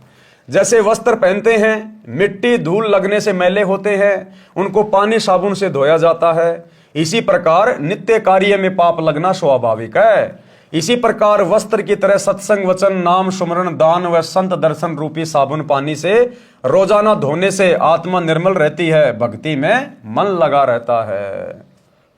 अब देखो भाई और बहनों, वर्तमान में हम सभी सत्सेवक भाई बहन, हम ना किसी आश्रम में जाते, ना हम इन आश्रमों में जाके अपने गुरुदेव की गैर हाजिरी में किसी को ज्योति पाठ और दान का पैसा दे रहे। उसके बावजूद भी आप और हम भगत भाई बहनों की भक्ति इन आश्रम वालों से, गुरुदेव के परिवार वालों से, इन कोऑर्डिनेटरों से लाख गुना अच्छी चल रही है, लाख गुना अच्छी। गुरुजी के प्रति जो भाव हमारे हैं इनके वर्तमान में नहीं है। जो श्रद्धा गुरुदेव के प्रति आप और हमारी है इनकी नहीं है। मर्यादा तोड़ने से, कोई भी पाप करने से जितना हम सत्सेवक भाई बहन डरते हैं, ये लोग नहीं डरते, ये तो खुले सांड हो गए। जबकि हम दान भी नहीं कर रहे वर्तमान में। क्यों? क्योंकि वर्तमान में दान करें किसको, ये हमारी परीक्षा चल रही है। हम भाई बहन संकल्प कर लेते हैं, हमारे गुरु परमात्मा है, अंतर्यामी है, पूर्ण संत हैं, वे हमारे भाव देखकर हमारे दान को जो हम घर से कर लेते हैं, संकल्प करके, ज्योति पाठ करके, परमात्मा उसको स्वीकार कर लेते हैं। इसलिए हमारी आत्मा निर्मल है, हमारा मन निर्मल है, इसलिए हमारा भक्ति में मन लग रहा है। हम मर्यादा शौपन में भी तोड़ने की नहीं सोच सकते। हमें डर है, भय है कि कहीं गुरुदेव भगवान नाराज ना हो जाए, मेरी भक्ति बर्बाद ना हो जाए। तो उधर तो दान धर्म करते करते, लड्डू जलेबी बर्फी खाते खाते, सारे उल्टे कर्म करते करते भी उन लोगों का भाव नहीं बन रहा, अपने गुरु को इष्ट नहीं मान रहे, बात बात पे मर्यादा तोड़ रहे हैं। और इधर हम भाई बहन 10 साल हो गए आश्रमों का मुंह भी नहीं देख रहे, इन कुपात्रों को ज्योति पाठ का एक नया रुपया भी नहीं दे रहे, और फिर भी हमारी भक्ति दिन रात ऊपर की ओर बढ़ रही है। तो गुरुजी किसके साथ है? ज्ञान आधारी भगत के साथ है, मर्यादित भगत के साथ है। और जब दान धर्म करने का समय आएगा, जब हमारे गुरुदेव हमारे समक्ष आएंगे, आश्रम में आएंगे, जहां भी आएंगे, जितना हमारा सामर्थ्य है उससे कहीं ज्यादा दिल खोलकर अपने गुरुदेव के चरणों में अर्पित करेंगे। क्योंकि नियम है भक्ति का कि पात्र को पात्र विचार कहता ही दीजिए दान। तो भैया वर्तमान में तो सब कुपात्र हैं, सुपात्र तो जेल में बैठा हुआ है, उनके आने के बाद ही देंगे। उनके परिवार को, इन कोऑर्डिनेटरों को, आश्रमों में जाके इन कुपात्रों को दान धर्म देकर हम अपने कर्म नहीं फोड़ सकते, परीक्षा के समय में गुरुजी को नाराज नहीं कर सकते। कबीर जो धन पाए न धर्म करत, ना ही सदव्यवहार, सो प्रभु के चोर हैं फिरते मारो मार। जो धन परमात्मा ने मानव को दिया है उसमें से जो दान नहीं करते और ना अच्छा आचरण करते हैं वे परमात्मा के चोर हैं, जो माया जोड़ने की धुन में मारे मारे फिरते हैं। संत गरीबदास जी ने भी कहा है कि जिन हर की चोरी करी और गए राम गुण भूल, ते विदना बागुल किए रहे उर्दमुख झूल। यही प्रमाण गीता अध्याय 3 श्लोक 10 से 13 में कहा है कि जो धर्म कर्म नहीं करते, जो परमात्मा द्वारा दिए धन से दान आदि धर्म कार्य नहीं करते, वे तो चोर हैं, वे तो अपना शरीर पोषण करने के लिए अन्न पकाते हैं, धर्म में नहीं लगाते, वे तो पाप ही खाते हैं। बच्चों को शिक्षा अवश्य दिलानी चाहिए। बच्चों को भगत ने शिक्षा अवश्य दिलानी चाहिए। या कौन सी शिक्षा की बात हो रही है? धार्मिक शिक्षा की। यानी बच्चों को सतगुरु से उपदेश दिलाना चाहिए, यह धार्मिक शिक्षा है। सत्संग सुनाना चाहिए, यह धार्मिक शिक्षा है। क्या कह रहे हैं परमात्मा? बच्चों को शिक्षा अवश्य दिलानी चाहिए। कबीर मात पिता सो शत्रु हैं, बाल पढ़ावे नाही, हंसन में बगुला यथा तथा अनपढ़ सो पंडित माही। भावार्थ, जो माता पिता अपने बच्चों को पढ़ाते नहीं, वे अपने बच्चों के शत्रु हैं। अशिक्षित व्यक्ति शिक्षित व्यक्तियों में ऐसा होता है जैसे हंस पक्षियों में बगुला। अब देखो क्या लिख रहे हैं गुरुदेव, यहां पढ़ाने का तात्पर्य धार्मिक ज्ञान कराने से है, सत्संग आदि सुनने से है। ये नहीं कि यार गुरुजी ने कह दिया अब तो मैं मेरे बच्चे को इंजीनियर बनाऊंगा, डॉक्टर बनाऊंगा, वकील बनाऊंगा। तुम जो मर्जी बना लो अपनी तरफ से, लेकिन गुरुदेव का आदेश है धार्मिक शिक्षा, सत्संग सुनाना, गुरुदेव की पुस्तकें पढ़ाना, यह धार्मिक शिक्षा है। ये सांसारिक शिक्षा चाहे पढ़ो ना पढ़ो, इसका कोई यूज नहीं है। ये धार्मिक शिक्षा मुख्य है, जिससे हमें परमात्मा मिलेगा, मोक्ष मिलेगा। ये सांसारिक शिक्षा पढ़ पढ़ के बड़े बड़े राजा महाराजा बन के आज वो कुत्ते बन के फिर रहे हैं, गधे बन के फिर रहे हैं। रोडों पे इनकी मूर्तियां लग रही हैं, साल में एक बार साफ करते हैं, बाकी धूल मिट्टी जम रही है, कौवा बीट करता है बैठ के। सांसारिक शिक्षा ले लेके अपना नाम करके जो शरीर छोड़ के चले गए बिना भक्ति के, आज उनकी बाहर भी दुर्गति और उनकी मूर्तियों की भी दुर्गति। तो यह धार्मिक शिक्षा की बात हो रही है। अपने बच्चे को अगर आप अक्षर ज्ञान करवाना चाहते हैं तो केवल 8वीं 10वीं तक पढ़ाइए, यदि आप भगत हैं तो। देखो, जिसको ज्ञान नहीं है, जो उपदेशी नहीं है, वो तो जो मर्जी अपने बच्चे को चाहे राष्ट्रपति बनाओ, हमें कोई लेना देना नहीं। यहां भक्तों की बात हो रही है, क्योंकि भक्तों को फिर ज्ञान हो जाता कि गुरुदेव ने शिक्षा क्यों दी है। आज से पहले शिक्षा क्यों नहीं थी? 1950 से पहले शिक्षा घर घर में क्यों नहीं थी? लाखों साल बीत गई सतयुग से लेकर आज तक शिक्षा क्यों नहीं दी भगवान ने? ये वर्तमान समय में क्यों दी पिछली पीढ़ी में? क्योंकि वर्तमान में परमात्मा ने अक्षर ज्ञान करवा के शास्त्रों को दिखा दिखा के अपनी पहचान करवानी थी। हमारी आत्मा को दृढ़ करना था कि सतगुरु ही परमात्मा होता है और परमात्मा की भक्ति कितनी आवश्यक है। अब हमें पता चल गया तो हमारे बच्चों को, हमारे पोतों को, पोतियों को तो ऑटोमेटिक ही पता चलेगा। जो हम भक्ति करेंगे वो ही हमारे पीछे पीछे वो करेंगे। अरे भैया, हम छोटे छोटे बचपन में थे, हम कौन सा ब्रह्मा विष्णु महेश से मिलके आए थे? हम कौन सा स्वर्ग देख के आए हैं? हमारी क्या रिश्तेदारी है ब्रह्मा विष्णु महेश से? हमारे घर में हमारे बाप दादा, हमारे रिश्तेदार जो भक्ति कर रहे थे, देखा देखी हम भी करने लग गए। हमने कौन सी रामायण पढ़ी थी, कौन सी गीता पढ़ी थी? घर वालों को देख के उनको भगवान मान लिया। तो ऐसे ही आने वाले समय में हमारे बच्चे, हमारी जो नस्लें होंगी, वो हमारे को देख के भक्ति करेंगी। तो हम यदि सही रास्ते पे लग गई तो बच्चे तो ऑटोमेटिक लग जाएंगे। तो अपने बच्चों को केवल बेसिक शिक्षा दीजिए, सांसारिक शिक्षा, लिखाई पढ़ाई केवल बेसिक 8वीं 10वीं करवाइए, इससे ज्यादा ना करवाइए। अगर आप भगत होकर अपने बच्चे को नौकरी के लिए पढ़ा रहे हैं तो आपसे बड़ा मंदबुद्धि भगत दुनिया में कोई दूसरा नहीं है। यदि किसी व्यक्ति को आध्यात्मिक ज्ञान नहीं है तो वह शुभ अशुभ कर्मों को नहीं जान पाता, जिस कारण से वह पाप करता रहता है, शराब पीता है, मांस खाता है, चोरी ठगी करता है। और जो सत्संग सुनते हैं उनको संपूर्ण कर्मों का तथा अध्यात्म का ज्ञान हो जाता है, वह कभी पाप नहीं करता। वह हंस पक्षी जैसा है जो सरोवर से केवल मोती खाता है, यानी केवल शुभ कर्म ही करता है। जीव जंतु मछली आदि आदि नहीं खाता। इसके विपरीत अध्यात्म ज्ञानहीन व्यक्ति बुगले पक्षी जैसा स्वभाव का होता है। बुगला पक्षी मछली, कीड़े मकोड़े आदि आदि जल के जंतु खाता है। शरीर के दोनों हंस पक्षी तथा बगुला पक्षी एक जैसे आकार तथा सफेद रंग के होते हैं। शरीर से तो भगत भी वैसा और जगत वाला भी ऐसा, लेकिन उसके कर्मों में अंतर होता है रात दिन का। जिस प्रकार बगुला और हंस पक्षी दोनों दिखने में एक जैसे लगते हैं, लेकिन जब वो खाते हैं तब पता चलता है उनकी खुराक क्या है। तो इंसान तो सब एक जैसी हैं, चाहे कोई भक्ति करो ना करो, लेकिन उनके कर्मों से पता चलता कि कौन भगत है और कौन अभगत है। उनको देखकर नहीं पहचाना जा सकता, उनके कर्मों से पता चलता है। इसी प्रकार तत्व ज्ञान युक्त व्यक्ति शुभ कर्मों से तथा तत्व ज्ञानहीन व्यक्ति अशुभ कर्मों से पहचाना जाता है। तो आज सतगुरुदेव की संगत में जो दो पार्ट हो चुके हैं, सतसेवक वर्सेज सतलोक आश्रम मैनेजमेंट, आज इनके कुकर्मों से पहचान हो रही है कि संत रामपाल जी के असली भगत कौन है और नकली दिखावटी भगत कौन है। तो हम सतसेवक भैया शुभ कर्म करते हैं, और शुभ कर्म वो हैं जो हमारे गुरुदेव ने भक्ति पर करने के लिए बता दिए। पांचू यज्ञ ये शुभ कर्म है, मर्यादा ये शुभ कर्म है। ये गंदी राजनीति, स्टेडियम बनाना, आरक्षणों में जाना, गुंडों की सीबीआई जांच, जाटों की धर्मशाला, स्टेडियम बनाना, आश्रम में हॉस्पिटल बनाना, आश्रम पे आश्रम खोलना, दुनिया भर के आश्रम में पाखंड करना, राजनेताओं के तलवे चाटना, रैलियों में धक्के खाना, ये भक्ति मार्ग में शुभ कर्म नहीं है, ये तो कर्म फोड़ने वाले अशुभ कर्म है। कबीर पहले अपने धर्म को भली भांति सिखलाए, अन्य धर्म की सीख सुन भटकी बाल बुद्धि जाए। यानी अपने बच्चों को अपने धर्म कर्म के विषय में, भक्ति मार्ग के विषय में अच्छे से शिक्षा देनी चाहिए। बच्चों को या परिवार के अन्य सदस्यों को पहले अपने धर्म का ज्ञान पूर्ण रूप से करवाना चाहिए कि भैया वर्तमान में अपने गुरुजी के अलावा धरती पे कोई सत भक्ति नहीं है।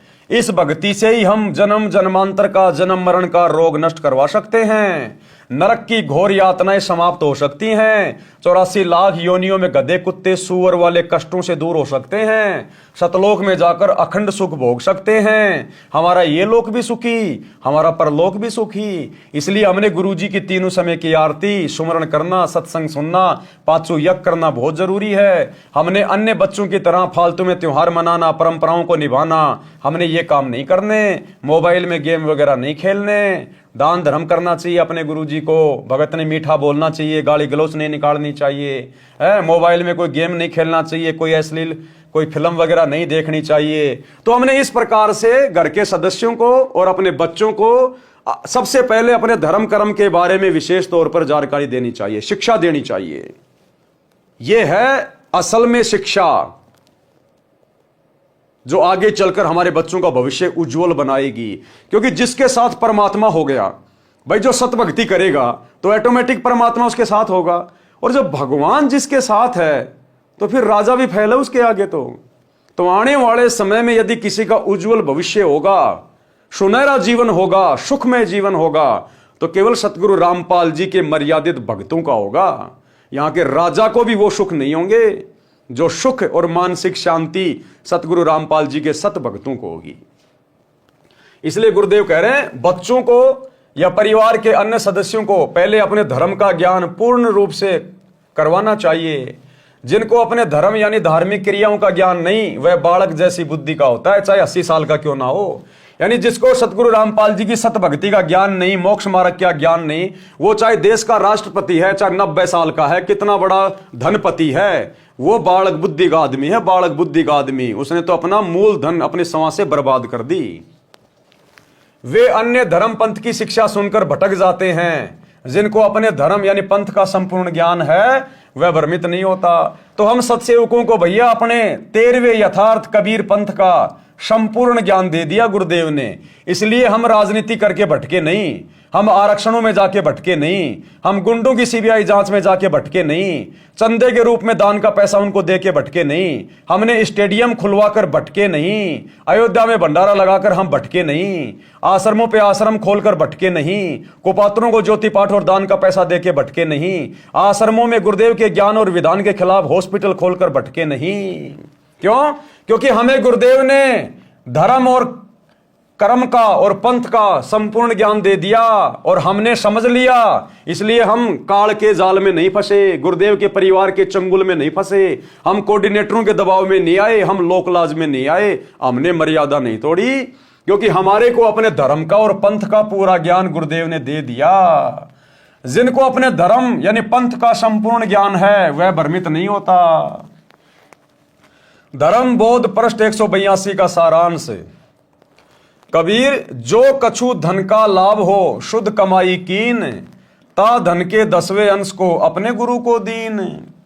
10वां अंश गुरु को दीजिए, अपना जन्म सफल कर लीजिए। भावार्थ, शुद्ध नेक कमाई से जो लाभ होता है उसका 10वां भाग अपने गुरुदेव को दान करना चाहिए। यानी अपनी आमदनी का, आप चाहे नौकरी करते हैं, चाहे मजदूरी करते हैं, चाहे आप खेती बाड़ी करते हैं, अपनी आमदनी का, कौन सी आमदनी? जो आपने नेक तरीके से कमाई है। अब सतगुरु का भगत होगा, जिसको ज्ञान होगा, वो छल कपट तो करेगा नहीं, धोखाधड़ी तो करेगा नहीं। तो जो भी धंधा करेगा ईमानदारी से करेगा, और भक्ति करेगा और ईमानदारी से धंधा करेगा तो परमात्मा उसको सहयोग देगा। तो उस कमाई का 10% भाग अपने गुरुजी के चरणों में समर्पित करना चाहिए। यदि आप रोजाना 100 रुपए कमा रहे हैं, यदि आप रोजाना 100 रुपए कमा रहे हैं, यानी आपको लाभ हो रहा है 100 रुपए का, तो आपने उसका 10वां हिस्सा यानी 100 में से 10 रुपए आपने अपने गुरुजी को दान करने चाहिए। जब भी आप अपने गुरुदेव के पास आश्रम में जाओ, अपने गुरुदेव को उस समय दान करना चाहिए। यानी जो भी धंधा आप कर रहे हैं और उसका जो लाभ होता है, आपका खर्चा पिर्चा काट के जो शुद्ध जो कमाई होती है, उस कमाई के 10वें हिस्से की बात हो रही है। ऐसा नहीं कि आप जी सुबह 1000 रुपए की सब्जी लेके गए और आप जी 500 रुपए उसमें से कमा के और आप जी अपने घर पे जो है 1500 रुपए ले आए, तो आपने जो है वो 1500 रुपए में से 10वां अंश नहीं निकालना, क्योंकि 1000 तो आपके पास थे पहले। आपने उससे कमाया कितना? 1000 रुपए से 500 रुपए, तो 500 रुपए का 10% यानी आपकी जो कमाई है, आपका जो प्रॉफिट है, आपका जो लाभ है, मूलधन को छोड़ के आपका जो लाभ है, उसका 10वां अंश आपने गुरुदेव के चरणों में देना है। यदि आपने खेती बाड़ी की है, आपके घर पर 20 क्विंटल अनाज हो गया, अब अपना सारा खर्चा पिर्चा काट के और आपको जो कमाई हुई है उसका 10% अपने गुरु को दीजिए। आप नौकरी करते हैं, आपकी 20,000 रुपए की सैलरी है, लाख रुपए की सैलरी है, वो आपका प्रॉफिट ही प्रॉफिट है, उसमें कोई मूलधन नहीं है। तो आपने लाख रुपए में से 10वां अंश 10,000 रुपए निकाल कर गुरुदेव को देने चाहिए। इस प्रकार से अपनी आमदनी का, नेक कमाई का, अपने प्रॉफिट का 10वां अंश अपने गुरुदेव को दान करना चाहिए। कबीर, जे गुरु निकट निवास करे तो सेवा कर नित्य, जो कछु दूर बसे पल पल ध्यान से हित। यदि गुरुजी का स्थान आपके निवास के निकट है तो प्रतिदिन सेवा के लिए जाइए, यदि दूर है तो उनकी याद पल पल करनी चाहिए। इससे भगत का हित होता है, यानी लाभ प्राप्त होता है। कबीर, छठे मास गुरु दर्श करंते कभू न चूको हंस, गुरु दरस अरु सत्संग विचार सो उदरे जात है वंश। कबीर, छठे मास ना कर सके वर्ष में करो धाय, वर्ष में दर्श नहीं करे तो भगत साकट ठहराए। जो 1 साल में भी अपने गुरुजी के दर्शनों को नहीं जाता है, जहां उनके गुरुदेव हैं, अब वर्तमान में हमारे गुरुदेव हिसार जेल में बैठे हैं, उनके दर्शन ना कर पाना हमारी मजबूरी है। तो ऐसे समय में भाइयों और बहनों हमें दोष नहीं लगता। यदि गुरुजी आश्रम में हैं और फिर भी यदि हम साल में 1 बार भी गुरुजी के दर्शन करने नहीं जा रहे हैं, तो फिर हम साकट हैं, हम भक्ति नहीं चाहते। और वैसे आप चाहे रोज जाओ, अगर गुरुदेव के आसपास रहते हो 2, 4, 5 किलोमीटर में, तो चाहे रोजाना गुरुदेव के दर्शन करने चाहिए। रोजाना नहीं कर सको तो सप्ताह में 1 बार जरूर दर्शन के लिए जाइए। और भी थोड़े दूर हैं तो 15 दिन में जरूर दर्शन करने जाइए। 15 दिन में भी नहीं कर सकते हैं, थोड़ा और दूर रहते हैं, तो महीने में तो चूकना नहीं चाहिए। अगर महीने में भी किसी कारण से दर्शन नहीं कर पा रहे हैं तो 3 महीने में, 3 महीना भी नहीं तो कम से कम 6 महीने में तो जाना ही जाना चाहिए। मान लीजिए कोई ज्यादा ही दूर है, ज्यादा ही दिक्कत है, छुट्टी वाटी नहीं मिल रही, 100 कारण बन रहे हैं, तो गुरुदेव कह रहे हैं बेटा साल में 1 बार तो चूक मत जाना, चाहे तू जापान में रहता है, चाहे तू चांद पे रहता है। भक्ति नियम कहता है साल में 1 बार तेरे को आना पड़ेगा अपने गुरुजी के पास, जहां तेरे गुरु आश्रम में बैठे हैं, जहां भी बैठे हैं, साल में 1 बार तो आना पड़ेगा। नहीं तो फिर तू भक्ति चाहता ही नहीं, फिर तू ड्रामेबाजी कर रहा है। अब वर्तमान में गुरुदेव हिसार जेल में बैठे हैं, हमारी मजबूरी है। तो ऐसे में हमें दोष नहीं लगता, चाहे 10 साल क्यों ना लग जाए। तो ये जितनी भी वाणियां हैं, जो ये प्रकरण है, इसको गुरुदेव भगवान ने बड़े अच्छे से अपने एक 4-5 मिनट के सत्संग में समझाया है। हम वो सत्संग सुन लेते हैं, आपकी सारी शंकाओं का समाधान हो जाएगा। उसमें यह समाधान भी हो जाएगा कि जैसे वर्तमान में गुरुदेव हिसार जेल में बैठे हैं, हम तो उनके दर्शन ही नहीं कर पा रहे, कई साल हो गई, तो क्या हमें दोष लगेगा? तो उसका भी समाधान गुरुदेव ने उसमें कर रखा है कि बच्चों, जब मैं रोहतक की जेल में गया था करोथा कांड के सिलसिले में 21 महीने, जब बाहर आया, मैंने सत्संग सुनाया, तो कई भक्तों को शंका हो गई कि गुरुजी हम तो आपके 21 महीने दर्शन नहीं कर पाए, फिर हमारा तो नामखंड हो गया होगा, क्योंकि आप कह रहे हैं साल में एक बार जरूर दर्शन करने चाहिए। तो गुरुदेव ने कहा कि बच्चों, ऐसी परिस्थितियों में नामखंड नहीं होता। आप तो चाह रहे थे गुरुजी के दर्शन करना, लेकिन आपकी मजबूरी थी, इसलिए ऐसी स्थिति में नामखंड नहीं होता। जब गुरुजी सामान्य स्थिति में हो, आश्रम में हो, उस समय यदि आप 1 साल में नहीं आते हो तो आपको नाम रहित माना जाएगा। सुनिए सत्संग। परमात्मा बार बार प्रार्थना करते हैं कि संत मिलन को चालियो, दिन में कई बार आसोज के में जो ये गणा करें उपकार। भाई कई बार ना जा सके तो संत दर्श 2 बखत कर ले, कह कबीर संत दर्श ते यू काल दगा ना दे। 2 बखत भी ना कर सके तो दिन में कर एक बार, कह कबीरता दास का बेड़ा हो जा पार। फिर परमात्मा बताते हैं कि एक बार भी नहीं कर सकता है, दूरी ज्यादा हो जाती है, तो कहते हैं सप्ताह में एक बार अवश्य कोशिश कराने की। सप्ताह में भी नहीं बात बनती है, ज्यादा दूरी है, तो पक्ष यानी 15वें दिन पक्ष अवश्य। उससे भी दूरी है तो फिर 1 महीने में अवश्य दर्शन करने की चेष्टा कर, अवश्य पहुंच।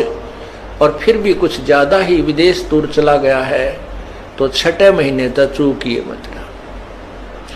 और भी ज्यादा कोई मजबूरी या दूर चला गया है तो 1 वर्ष में संत के दर्शन के लिए अवश्य आइए।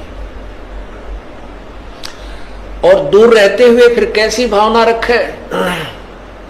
लाख कोस जो गुरु बसे और शेष समुद्रा तीर, एक पलक भूले नहीं जो गुण हो शरीर। कहते हैं गुरुजी चाहे लाख कोस की दूरी पर बैठे हैं लेकिन दिल से दूर नहीं होने चाहिए।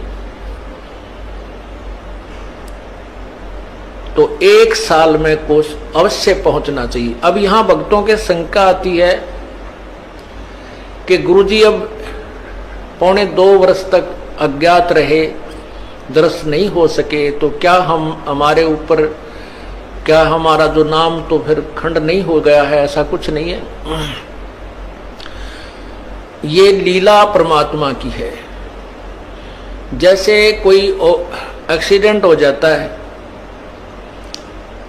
और भाई उसमें टांग टूट जा, प्लास्टर बांधे रहना पड़ता है और चारपाई पे लेटा पड़ा रहना होता है। लेकिन जब ठीक हो जाए, जब थोड़ा ही पड़ा रहना है, फिर तो काम करे, घूमे, फिर अपने सारे कार्य सुचारू करे। तो ये कोई लीला है परमात्मा की, इनमें ऐसा कोई दोष नहीं आता। क्योंकि आप तो रो रहे थे, आप गुरु जी से दूर नहीं थे, आपकी आत्मा तड़फ रही थी और उन नादान लोगों ने स्वयं भी पाप कमा लिया, जिन्हें हमारा विरोध करके ये ऐसा झूठा केस बनाकर परमात्मा के कुत्तों को सजा उन्होंने हमारे को प्रताड़नाएं दी है, जेल में डाला। अब मुझे इस बात का डर है कि उन गेला के बनेगी।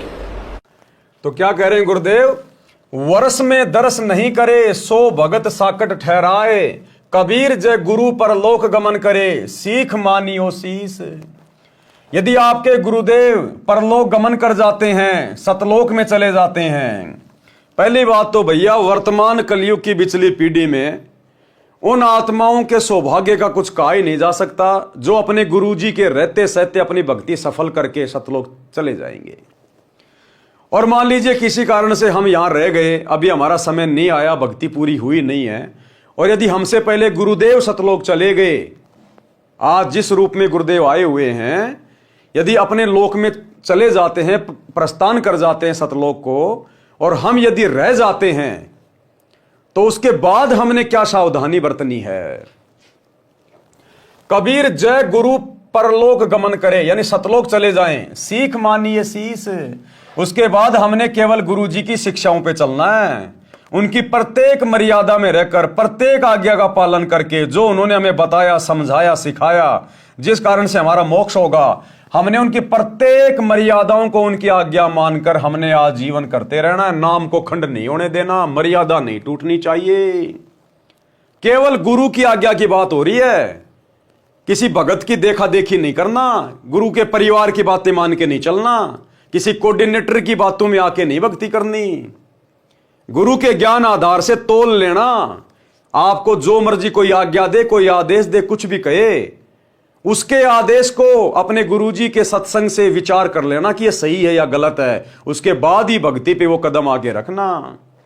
तो कहते हैं कबीर जय गुरु सतलोक गमन करे, सीख मानिए शीस, और हरदम गुरु को साथ जानकर सुमरो नित जगदीश।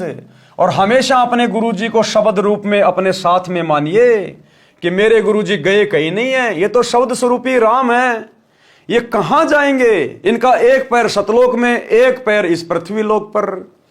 अगर गुरु पृथ्वी छोड़ के चला गया तो जीव भक्ति कर ही नहीं सकता। कहते हैं आग लगी आकाश में, झड़झड़ पड़े अंगार, और सतगुरु ना हो धरती पर तो जल मरे संसार। तो सतगुरु हमेशा हमारे साथ में रहेंगे। ये तो काल लोक के नियम अनुसार, विधान अनुसार जो स्वयं इस परमात्मा ने बनाया है कि यहां ना कोई अमर है ना कोई अमर रहेगा, ये तो मृत्यु लोक है। और हमारे गुरुदेव भी एक संत की भूमिका कर रहे हैं, एक इंसान रूप में आके संत की भूमिका कर रहे हैं। तो इंसान की जितनी उम्र होती है उस उम्र को पूरा करके गुरुदेव ने भी यहां की मर्यादाओं को बनाए रखते हुए यहां से जाना पड़ता है। तो गुरुदेव के जाने के बाद हमने उनकी प्रत्येक आज्ञा और मर्यादा में रह के भक्ति करनी है। एक क्षण के लिए भी हमारे अंदर यह भाव नहीं आना चाहिए कि मेरे गुरुजी मुझे छोड़ के गए। अगर यह मन में आ गया, आंखों से आंसू भी आ गए आपके, किस बात को लेकर कि गुरुजी छोड़ के चले गए, गुरुजी छोड़ के चले गए, इस बात को लेकर आंखों में आंसू नहीं आने चाहिए। बाकी गुरुजी के प्रेम में चाहे लाख रो, दिन रात रो, उससे हमारी भक्ति बढ़ेगी। और अगर यह सोचकर कि अब मेरा क्या होगा, हे भगवान मैं सतलोक जा पाऊंगा नहीं जा पाऊंगा, गुरुजी तो गए, ये लो अब क्या होगा, तो फिर वो भगत फैल है। और बाकी जब गुरुजी सतलोक जा रहे हैं तो उनके प्यार में रहो, उनसे प्रार्थना करो कि हे गुरुदेव भगवान अपने दास के ऊपर दया करना, मेहन करना मालिक, ए बंदी छोड़, मेरे घर पर मेरे घट में शब्द रूप में सदा विराजमान रहना गुरुदेव, मुझे आशीर्वाद देना, मुझे हिम्मत देना गुरुदेव कि मैं शौपन में भी कभी आपकी मर्यादा ना तोड़ूं। ये परमात्मा मुझ नीच पर विशेष दया रखना। ये कहकर प्रार्थना करते हुए रोइए आप, चाहे गुरुदेव के जाते समय रोइए, उनके बाद में रोइए, आज रोइए, अभी रोइए, कोई दिक्कत नहीं, वो रोना हमारे हित में, हमारे फायदे में। लेकिन मन में यह सोचकर कि लो जी गुरुजी तो गए, अब मेरा क्या होगा, फिर वो भगत फैल है, क्योंकि वो फिर ज्ञान आधारी नहीं है। तो क्या कह रहे हैं कि हमेशा अपने गुरुदेव को सतलोक गमन के बाद शब्द रूप में अपने साथ में समझना चाहिए। भाई और बहनों, ये बहुत विशेष पॉइंट है। और जिस दिन गुरुदेव भगवान यहां से गमन करेंगे वो हमारी एक और परीक्षा होगी कि कितने भक्तों के मन में कच्चापन आएगा कि लो जी गुरुजी तो गए, अब तो हो गया हमारा मोक्ष। गुरुदेव के जाने के बाद तो भक्तों ने और ज्यादा दृढ़ हो जाना चाहिए कि भैया सतगुरु धरती से प्रस्थान कर गए, अब यदि मर्यादा टूट गई तो कोई नाम शुद्धिकरण काम नहीं करेगा। अब ये ड्रामेबाजी नहीं चलेगी, नाम टूट गया शुद्ध करवा लो, टूट गया शुद्ध करवा लो। अभी तक तो शुद्ध करने वाला धरती पे था, अब सतगुरु चले गए, अब तेरा नाम कहीं शुद्ध नहीं होने वाला अगर मर्यादा तोड़ दी तो उस भगत ने तो मरना मंजूर, लेकिन मर्यादा नहीं टूटने देनी है। तब कहीं जाकर सतगुरु उसका हाथ पकड़ के सतलोक में लेगा। अन्यथा सतगुरु के सतलोक जाने के बाद यदि आप मर्यादा तोड़ते रहे, भक्ति को हल्के में लेते रहे, आपका इस कलयुग की बिजली पीढ़ी में मोक्ष नहीं है। फिर हजारों साल केवल सतगुरु का ज्ञान चलेगा, भक्ति चलेगी, सतयुग जैसा माहौल होगा। अगर मर्यादा तोड़ दी फिर मोक्ष नहीं होगा। इसलिए सतगुरु के सतलोक गमन के बाद तो भगत ने चौतरफा सावधान होकर भक्ति करनी चाहिए और सदा शब्द रूप में गुरु जी को अपने साथ में मानना चाहिए कि मेरे गुरु कहीं नहीं गए, मेरे गुरु मेरे साथ शब्द रूप में। और गुरु को शब्द रूप में वही मानेगा जो साध संगति से जुड़ा होगा, जो गुरु को इष्ट मान चुका होगा। क्योंकि आज 10 साल से हमारे गुरुदेव हिसार जेल में बैठे हैं, हम उनको हिसार जेल में नहीं देख रहे। हमने तो गुरु का घर घर में आसन लगा दिया, बेड लगा दिया, रोजाना भोग लगा रहे हैं अपने बाप को, रोजाना उनकी चरण सेवा कर रहे हैं। हम अपने गुरु जी को अपने से दूर कहीं नहीं देखते। तभी तो मर्यादा में है कि हमारा बाप पल पल देख रहा है, घर में बैठा हुआ है। घर में ऊंची आवाज में भी बात नहीं करते, लड़ाई झगड़ा भी नहीं करते बिल्कुल भी, कि पिताजी बैठे हुए हैं। तो इस भाव से तो जब हमने आज ही इस परीक्षा के समय में जैसा गुरु चाहता है, आज ही हमने अपने गुरु को शब्द रूप में मान रखा कि घट ही में गंगा, घट ही में जमुना और घट ही में है जगदीश। जगदीश कौन? हमारे गुरु जी। हम तो आज ही उनको शब्द रूप में मान के भक्ति कर रहे हैं, तभी तो हम मर्यादा नहीं तोड़ रहे, तभी तो हम इन फर्जी आश्रमों में नहीं जाते। आज गुरु जी की गैर हाजिरी में किसी कुपात्र को ज्योति पाठ और दान का पैसा नहीं देते, राजनेताओं की रैलियों में धक्के नहीं खा रहे, गुंडों की सीबीआई जांच का समर्थन नहीं कर रहे, हम किसी की धर्मशाला नहीं बनवा रहे, लड्डू जलेबी बर्फी के चक्कर में आश्रमों में अपने पैर तोड़ने नहीं जाते हम गुरु की गैर हाजिरी में। क्यों? क्योंकि हमें विश्वास है कि गुरु तो मेरे घर पे बैठा है, फिर मैं कहां धक्के खाऊं। अरे मेरा घर आश्रम है, जिसका घर शमशान घाट है वो जाओ उन फर्जी आश्रमों में, जिनका गुरु शब्द रूप में घर नहीं बैठा है वो जाओ उन आश्रमों में, ये सोचकर कि गुरु जी को तो आश्रम में बांध रखा है, वही जाके मिलेंगे गुरु जी। तो हमने तो आज ही गुरु जी को शब्द रूप में मानकर अपने आध्यात्मिक क्रियाएं शुरू कर रखी हैं। इसलिए गुरुदेव के सतलोक गमन के बाद हम सत्सेवकों पे कोई फर्क नहीं पड़ेगा, चाहे गुरु जी सतलोक में रहो चाहे धरती पे रहो। हमें तो पता है कि हमारा बाप शब्द स्वरूपी राम है। अरे हम आज अपने गुरु जी को हाड़मास का थोड़ी मान रहे हैं, हम तो शब्द रूप में मान रहे हैं, तभी तो हम उनका सतगुरु प्रकट दिवस मना रहे हैं। हम गुरु जी का जन्मदिन नहीं मनाते, गुरु के अलावा किसी और को परमात्मा मान के, उस कागज के कबीर को, नकली कबीर को, जून के महीने में कबीर प्रकट दिवस नहीं मनाते। प्रकट केवल एक ही होता है और वो वर्तमान में हो चुका है, सतगुरु रामपाल जी। तो हम तो अपने गुरु जी का प्रकट दिवस मना रहे हैं, हम तो शब्द रूप में मान रहे हैं। गरीब ऐसा सतगुरु हम मिल्या, तेज पुंज के अंग, झिलमिल नूर जहूर है, नर रूप श्वेत रंग। तो हम आज कहां मान रहे हैं कि हमारे गुरु जी हाड़मास में है? हम तो आज भी उनको शब्द स्वरूपी मान रहे हैं। हम तो रोज नित्य नियम कर रहे हैं कि हमारे गुरु जी का शरीर है नहीं, ये दिखाई देने वाला शरीर हाड़मास का नहीं है, नूरी है, तेज पुंज का है। तभी तो हम उनका प्रकट दिवस मना रहे हैं, क्योंकि जो प्रकट होता है उसका हाड़मास का शरीर नहीं होता। जो अपने गुरु को मां के गर्भ से जन्म लिया हुआ मानेगा वो सतगुरु का कभी प्रकट दिवस नहीं मनाएगा। तो हम सत्सेवक तो सतगुरु का 8 सितंबर के दिन प्रकट दिवस मनाते हैं, उनको प्रकट हुआ जानकर। तो प्रकट कौन होगा? जो शब्द स्वरूपी होगा।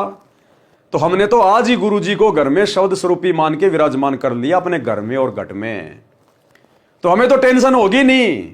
हमारे लिए तो चाहे गुरु जी रोज आओ, हमें टेंशन ही नहीं है। हम गुरु जी को जेल में नहीं देख रहे, हम गुरु जी को अपने घर पे देख रहे हैं। और पल पल हमारा गुरु हमारे साथ में, पल पल। अगर हमारे साथ में गुरु ना हो, इस रजोगुण से दूर होना ब्रह्मा विष्णु महेश की बस की बात नहीं। ये जवान सत्सेवक कहां से हो जाएंगे? आपस में भाई बहन के रिश्ते कायम हो गए पति और पत्नी में, ये सतगुरु की उपस्थिति के बिना नहीं हो सकता। मर्यादाओं के लिए इस कदर संघर्ष करना सतगुरु की विशेष उपस्थिति और आशीर्वाद के बिना नहीं होता। तो सतगुरु जेल में नहीं बैठा, सतगुरु तो हमारे घरों पे बैठा है। तो साध संगति से जुड़े हुए जो भाई बहन होंगे वो अंत में धोखा नहीं खाएंगे, जब गुरुदेव यहां से लीलामय रूप से जाएंगे अपने लोक को, सतलोक को। और जो आश्रमों से जुड़े हुए हैं, लड्डू जलेबी खाते रहे, ज्ञान को आधार बनाए नहीं, वो भैया फिर ऊपर मुंह कर करके रोएंगे जैसे गिद्ध रोता है रात को, क्योंकि उनको ज्ञान है ही नहीं। उन्होंने कभी गुरु को भगवान मान के भक्ति की नहीं, उन्होंने गुरु को हाड़मास के शरीर में माना। तो उनकी फिर ये पतली हालत हो जाएगी उस समय। तो कहते हैं सतगुरु के सतलोक गमन के बाद उनको शब्द रूप में सदा अपने पास रखना चाहिए, मानना चाहिए। हरदम गुरु को साथ जानकर सुमरो नित जगदीश, यानी रोजाना अपनी 3 समय की आरती, सत्संग सुनना, सुमरण करना, 5 यज्ञ करना अपना जारी रखें। कबीर गुरु मरा मत जानियो, वस्त्र त्याग्या स्थूल, कि भगत ने अपने गुरु जी को मरा हुआ नहीं समझना चाहिए। अगर अपने गुरु को मरा हुआ जान लिया तो भगत जन्म मरण में रहेगा, क्योंकि हम तो अविनाशी की भक्ति करके अविनाशी पद को प्राप्त करेंगे। और जन्म मरण वाले सतगुरु को यदि हमने ये मान लिया कि हमारे गुरु जी का तो जन्म हुआ है, हमारा गुरु जी तो मर गया, हम जिंदगी में कभी जन्म मरण से दूर नहीं हो सकते। तो गुरु को अविनाशी भी केवल सत्सेवकों ने माना है कि ना सतगुरु जननी जने और जाके माना बाप, पिंड ब्रह्मंड से रहित है ना वहां तीनों ताप। तो कहते हैं गुरु को मरा मत जानिए, वस्त्र त्याग्या स्थूल, और सूक्ष्म देही गमन करी खिला अमर वह फूल। कबीर सतलोक में बैठकर गुरु निरखे तो है, गुरु तजना और मानियो अध्यात्म हानि होए। कि भैया सतलोक गमन करने के बाद सतलोक में बैठा बैठा तेरा गुरु तुझे पल पल देख रहा है। क्या कह रहे हैं? कबीर सतलोक में बैठकर गुरु निरखे तो है। अगर गुरु एक जीव है, गुरु अगर उस कबीर का भेजा हुआ दास है, तो सतलोक में जाकर बैठकर हमारे को क्या देखेगा? वो क्या देखेगा? वहां से तो परमात्मा देखता है, कबीर भगवान देखता है, सतगुरु क्या देखेगा अगर एक जीव है तो कहते हैं कबीर सतलोक में बैठकर गुरु निरखे तो है। तो सतलोक में बैठकर पल पल हमारे को देखने वाला जीव नहीं हो सकता, अर्थात हमारा गुरु स्वयं कबीर भगवान है, कबीर परमात्मा है जो सतगुरु रूप में आए हुए हैं। तो कहते हैं तेरा गुरु तुझे पल पल देख रहा होगा। कोई भी भक्ति क्रिया भंग मत कर देना, मन में दोष पैदा मत कर लेना, भक्ति को हल्के में मत ले लेना। तेरा गुरु तुझे पल पल देखेगा, वहां से पल पल। गुरु तज और ना मानियो अध्यात्म हानि होए। गुरु की शिक्षाओं के अलावा किसी और के चक्कर में आके भक्ति बर्बाद मत कर लेना कि लो जी गुरु जी तो सतलोक चले गए, अब तो गुरु जी के बेटा बेटी की माननी पड़ेगी, गुरु जी की पत्नी की माननी पड़ेगी, गुरु जी के भाई की माननी पड़ेगी, और ये भगत तो गुरु जी के साथ रहता था, इस भगत की माननी पड़ेगी। गुरु के अलावा सब जीव के जीव जो गुरु जी आज्ञा दे गए, जो गुरुजी संगत में सार्वजनिक घोषणा करके चले गए कि बच्चों आगे से आपने ये करना है, ऐसा करना है, यदि किसी को उत्तराधिकारी बना के चले गए और सार्वजनिक तौर पर गुरुजी ऐलान करके जाते हैं, तो हमने केवल उसी का अनुसरण करना है। जिसको गुरुजी अपना उत्तराधिकारी नियुक्त करके जाएंगे अपने मिशन को आगे चलाने के लिए, उसी अनुसार हमने आगे चलना है। और यदि वो गुरु के द्वारा उत्तराधिकारी नियुक्त किया गया व्यक्ति कोई गलती करता है, उसी दिन हमने उस व्यक्ति से कनेक्शन काट लेना है। कनेक्शन गुरुजी की भक्ति से जोड़ के रखना है, गुरुजी की मर्यादाओं से जोड़ के रखना है, सत्संगों से जोड़ के रखना है, सुमरण से जोड़ के रखना है।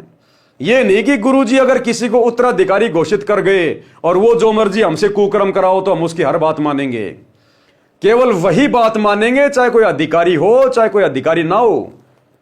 जो भक्ति मार्ग में बातें गुरुजी के ज्ञान और विधान के अनुसार होंगी, सत्संगों के अनुसार होंगी, हम उन्हीं बातों को फॉलो करेंगे, चाहे गुरुजी 20 भक्तों को अधिकारी क्यों ना बना जाएं। एक भी बात यदि उनकी गुरुजी के ज्ञान और विधान के खिलाफ मिली, हम उस बात को हरगिज फॉलो नहीं करेंगे। हमारे लिए अंतिम विधान गुरुजी का सत्संग और गुरुजी की मर्यादा है। तो कहते हैं गुरु को तज, यानी गुरु को छोड़कर और की बात ना मानियो, अन्यथा अध्यात्म में हानि हो जाएगी। कबीर गुरु के शिष्य की जगदीश करे सहाय। गुरु के शिष्य की जगदीश यानी परमात्मा सहायता करता है। अब यहां तो जगदीश भी होई और भाई हमारा परमात्मा भी होई और हमारा सतगुरु भी होई। गुरु गोविंद दो नहीं भाई, जब तक दो समझोगे दो जग में जाई। ये तो लीला करता परमात्मा भिन्न भिन्न समय में आके अपने आप को परमात्मा से अलग दर्शा के, क्योंकि डायरेक्ट कहे कि मैं परमात्मा हूं, मैं भगवान हूं, मैं कबीर हूं, तो कोई उसको मानता नहीं। इसलिए हर बार ये परमात्मा गुरु रूप में आता है, सतगुरु रूप में आता है और अपने से अन्य किसी और को परमात्मा बताता है कि परमात्मा तो सतलोक में है, सत्य पुरुष है, ताकि लोग उनके ज्ञान को सुने। अगर डायरेक्ट कह दे कि मैं भगवान हूं तो कोई उनका सत्संग भी ना सुने। इसलिए अपने से अन्य को परमात्मा दर्शा के ये वाणी लिखी हुई है, जबकि गुरु स्वयं ही कबीर है, स्वयं परमात्मा, स्वयं ही सत्य पुरुष है। कबीर गुरु के शिष्य की जगदीश करे सहाय। अब बताओ, गुरु के भगत की, सतगुरु के भगत की जगदीश यानी परमात्मा क्यों सहायता करेगा?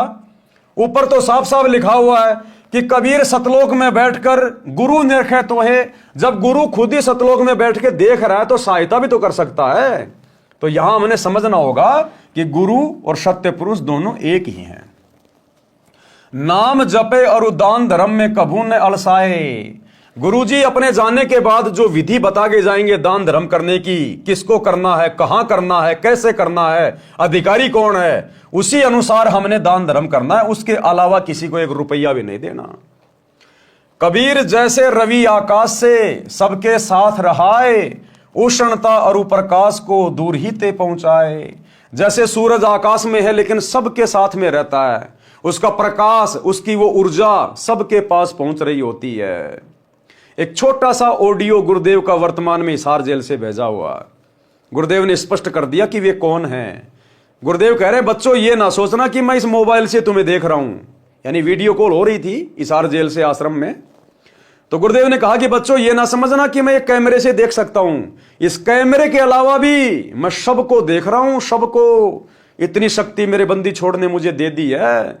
जैसे सूर्य सबके साथ में रहता है, उसकी ऊर्जा, उसका प्रकाश सबके साथ में रहता है, ऐसे ही इस दास को और अपने परमात्मा को पल पल अपने साथ में समझना। यानी अपने आप को छुपाते हुए कह रहे कि इस दास को, रामपाल दास को और कबीर भगवान को, परमात्मा को, दोनों को अपने साथ समझना। तो हमें दोनों की जरूरत नहीं, हमें एक की जरूरत है, केवल अपने गुरु की, बस। क्योंकि हमारा गुरु ही हमारे लिए गोविंद है, परमात्मा है, भगवान है। तो एक छोटा सा ऑडियो जिसमें गुरुदेव ने स्पष्ट कर दिया कि पल पल देख रहा है परमात्मा। अरे जो सतलोक में बैठ के हमें यहां देख सकता है, क्या हिसार जेल में बैठ के नहीं देख रहा होगा? भगत की हर एक क्रिया पे नजर है, क्योंकि परीक्षा चल रही है। परीक्षा सुनिए। आशीर्वाद है मेरे बच्चों, सारे दिखाई देते हो, और अगर कैमरे से ना देखूं तो वैसे भी देख सकता हूं मेरे बच्चे। इतनी ताकत दे दी है मेरे बंदी छोड़ ने मेरे को। आप चिंता ना करो, जैसे सूर्य सबके साथ होता है ऐसे भगवान और दास को अपने साथ समझना। तो भाई और बहनों, हम तो इस प्रकार की ऑडियो को सुनकर बड़े डर कर भक्ति कर रहे हैं। हम सत्सेवक तो डर डर के भक्ति कर रहे हैं कि ये परम सत्य है। गुरु ने कह दिया चलो और अच्छा हुआ, लेकिन हम तो पहले से मान रहे हैं कि गुरु भैया पल पल देख रहा है, वो दिव्य दृष्टा है, अंतर्यामी है, स्वयं परमात्मा है, उसकी नजर से सृष्टि में कोई छुपा हुआ नहीं है। इसलिए हम सत्सेवक भाई बहन ये गंदी राजनीति करना, दुनियादारी करना हम नहीं करते ये सब काम। तो कहते जैसे सूरज आकाश से सबके साथ रहाए, उष्णता और प्रकाश को दूर ही ते पहुंचाए। कबीर ऐसे गुरु जहां बसे सब पर करे रजा, और गुरु समीप जानकर सकल विकार करत लजा। गुरु जी को अपने पास में समझकर, अपने साथ में समझकर जब तक हम भक्ति नहीं करेंगे, हम विषय विकारों से दूर नहीं हो सकते। हमारे ऊपर उनके आशीर्वाद की रजा नहीं हो सकती। एक वाणी में गुरुदेव कहते हैं कि क्या मुख ले विनती करूं और लाज आवती मोए, और तुम देखत अवगुण करूं मैं कैसे भाऊं तोए। कि हे परमात्मा, मैं कौन से मुंह से, मैं अवगुणी इंसान, विषय विकारों में रत इंसान, मैं किस मुंह से आपसे प्रार्थना करूं, विनती करूं, अरदास करूं। मुझे तो शर्म आ रही है। और तुम देखत अवगुण करूं, आप सब कुछ देखने वाले हो, सब कुछ जानने वाले हो, अंतर्यामी हो, फिर भी मैं अवगुण कर रहा हूं। कहते मैं आपके हृदय में कैसे समाऊंगा, कैसे भाऊं तोए। तो इसी प्रकार भाई और बहनों, अपने सतगुरु को हमने अंतर्यामी मानना है, दिव्य दृष्टा मानना है, हमारे घट में बैठा हुआ परमात्मा है। जीता दास जी ने अपने सतगुरु गीसा दास जी के लिए कहा कि मेरे पर्दे के महल में पिया जी, और तुमसे कैसे छुपा लूं जिया जी। कि हे गुरुदेव, आप तो मेरे महल में, मेरे हृदय में बैठे हुए हो, मैं भला आपसे क्या छुपा सकता हूं। तो हमने अपने गुरुदेव को अंतर्यामी मानकर और सदा अपने पास में मानकर, अपने अंग संग मानकर कि गुरु शब्द रूप में मेरे साथ में है, तभी तो मैं भक्ति कर पा रहा हूं, और गुरु मेरी प्रत्येक क्रिया पे नजर बना के रखे हुए। तो भगत ने इस प्रकार डर कर भक्ति करनी चाहिए। एक कदम भी भक्ति मार्ग से, मर्यादाओं से बाहर नहीं हटाना चाहिए।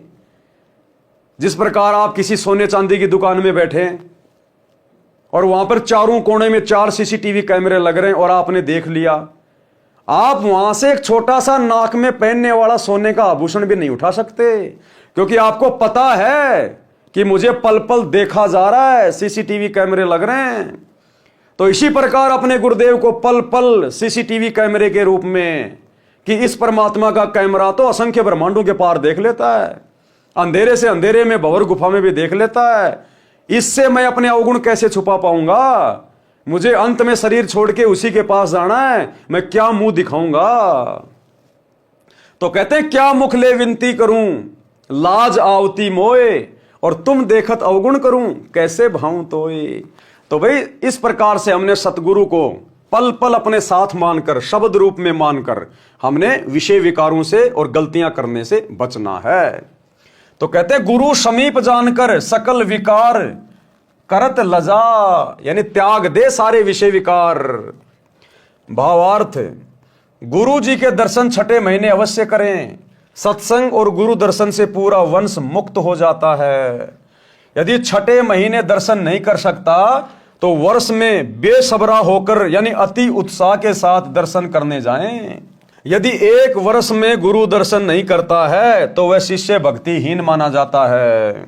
ऊपर आपने वीडियो में सारा सुन लिया गुरुदेव के मुख कमल से। यदि गुरुजी सतलोक चले गए तो उनकी शिक्षा को आधार मानकर, किस बात को आधार मानकर? गुरुजी की शिक्षा को आधार मानकर, ना कि गुरुजी के परिवार को आधार मानकर, ना किसी कोऑर्डिनेटर को आधार मानकर, ना किसी भगत को आधार मानकर, केवल गुरुजी की शिक्षा। और गुरुजी की शिक्षा क्या है? गुरुदेव के सत्संग, गुरुदेव के नियम। और वर्तमान में 2014 बरवाला कांड के बाद वही तो परीक्षा चल रही है कि मेरे सतलोक जाने के बाद ये किस प्रकार से भक्ति करेंगे। उसी की छोटी सी रिहर्सल, ट्रेलर परमात्मा हिसार जेल में बैठ के ले रहा है हम भक्तों की।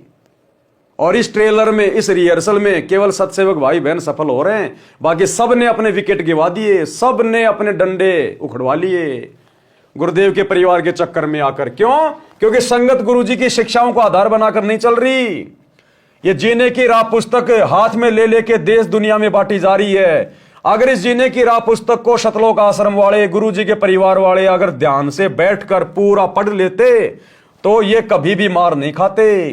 लेकिन भाई कहते हैं औरों पंथ बताओ ही, और आपने जाने राह, खुद को पता भी नहीं इस पुस्तक में क्या लिखा हुआ है, और दुनिया को पुस्तकें बांट रहे हैं। खुद भक्ति की राह से भटके हुए हैं, जीने की राह से भटके हुए हैं, और दुनिया को जीने की राह पुस्तक देके भक्ति मार्ग पे लाना चाह रहे हैं। खुद राजनीति कर रहे हैं, गुंडों का साथ दे रहे हैं, आरक्षणों में जा रहे हैं, दो लोगों के लिए स्टेडियम बना रहे हैं, पल पल पे मर्यादा तोड़ रहे हैं, गुरु को दुखी कर रहे हैं, और दुनिया को ज्ञान गंगा बांट के, जीने की राह बांट के भक्ति राह पे लाना चाह रहे हैं। तो ऐसे लोगों के द्वारा बांटी गई पुस्तकों का, ज्ञान का सामने वाले पर पूरा असर नहीं होता।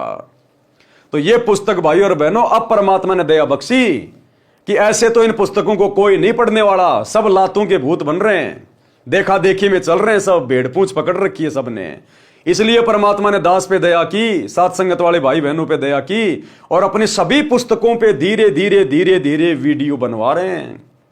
अब इस जीने की राह पुस्तक में लगभग आधे वीडियो बन चुके हैं, 20 वीडियो और बनेंगे। अब पता चल रहा है कि जीने की राह पुस्तक में क्या लिखा हुआ है, ये कितनी महत्वपूर्ण पुस्तक है, कितनी गहरी गहरी शिक्षाएं हैं। और बाकी इसको लेके हाथ में 20 रुपए में जीने की राह, 20 रुपए में जीने की राह, और खुद भक्ति की राह पर 20% भी नहीं चल रहा।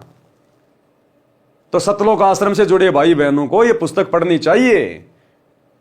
और ऐसे नहीं समझ पाओगे आप, आपने साथ संगति से जुड़ के, और अब जो साथ संगति के माध्यम से इस पुस्तक को पढ़ाया जा रहा है, अब पढ़ो आप, तब आपके समझ में आएंगी ये बातें। और गुरुजी से प्रार्थना करो कि मालिक हमें भी सद्बुद्धि दो सत्सेवकों की तरह, नहीं तो ये वीडियो भी तुम्हें समझ में नहीं आएंगे। तो क्या कह रहे हैं गुरुदेव कि गुरुदेव के सतलोक गमन के बाद उनकी शिक्षाओं को आधार मानकर धर्म कर्म करते रहिए। अपने गुरुदेव को पल पल अपने साथ समझकर परमेश्वर का भजन करो। जो गुरुजी ने दीक्षा मंत्र दिए हैं उनका जाप करते रहो। गुरुजी को मरा नहीं समझें, ये तो स्थूल शरीर त्यागा है। जैसे वस्त्र उतार दिए जाते हैं, शरीर तो सुरक्षित रहता है, इसी प्रकार स्थूल शरीर रूपी वस्त्र त्याग्या है। नूरी शरीर से सतलोक चले गए हैं, वहां पर अमृतत्व प्राप्त कर लिया है। गुरु तो स्वयं अमृतत्व दाता है, वे कहां से अमृतत्व प्राप्त करेंगे? ये हमारी परीक्षा है।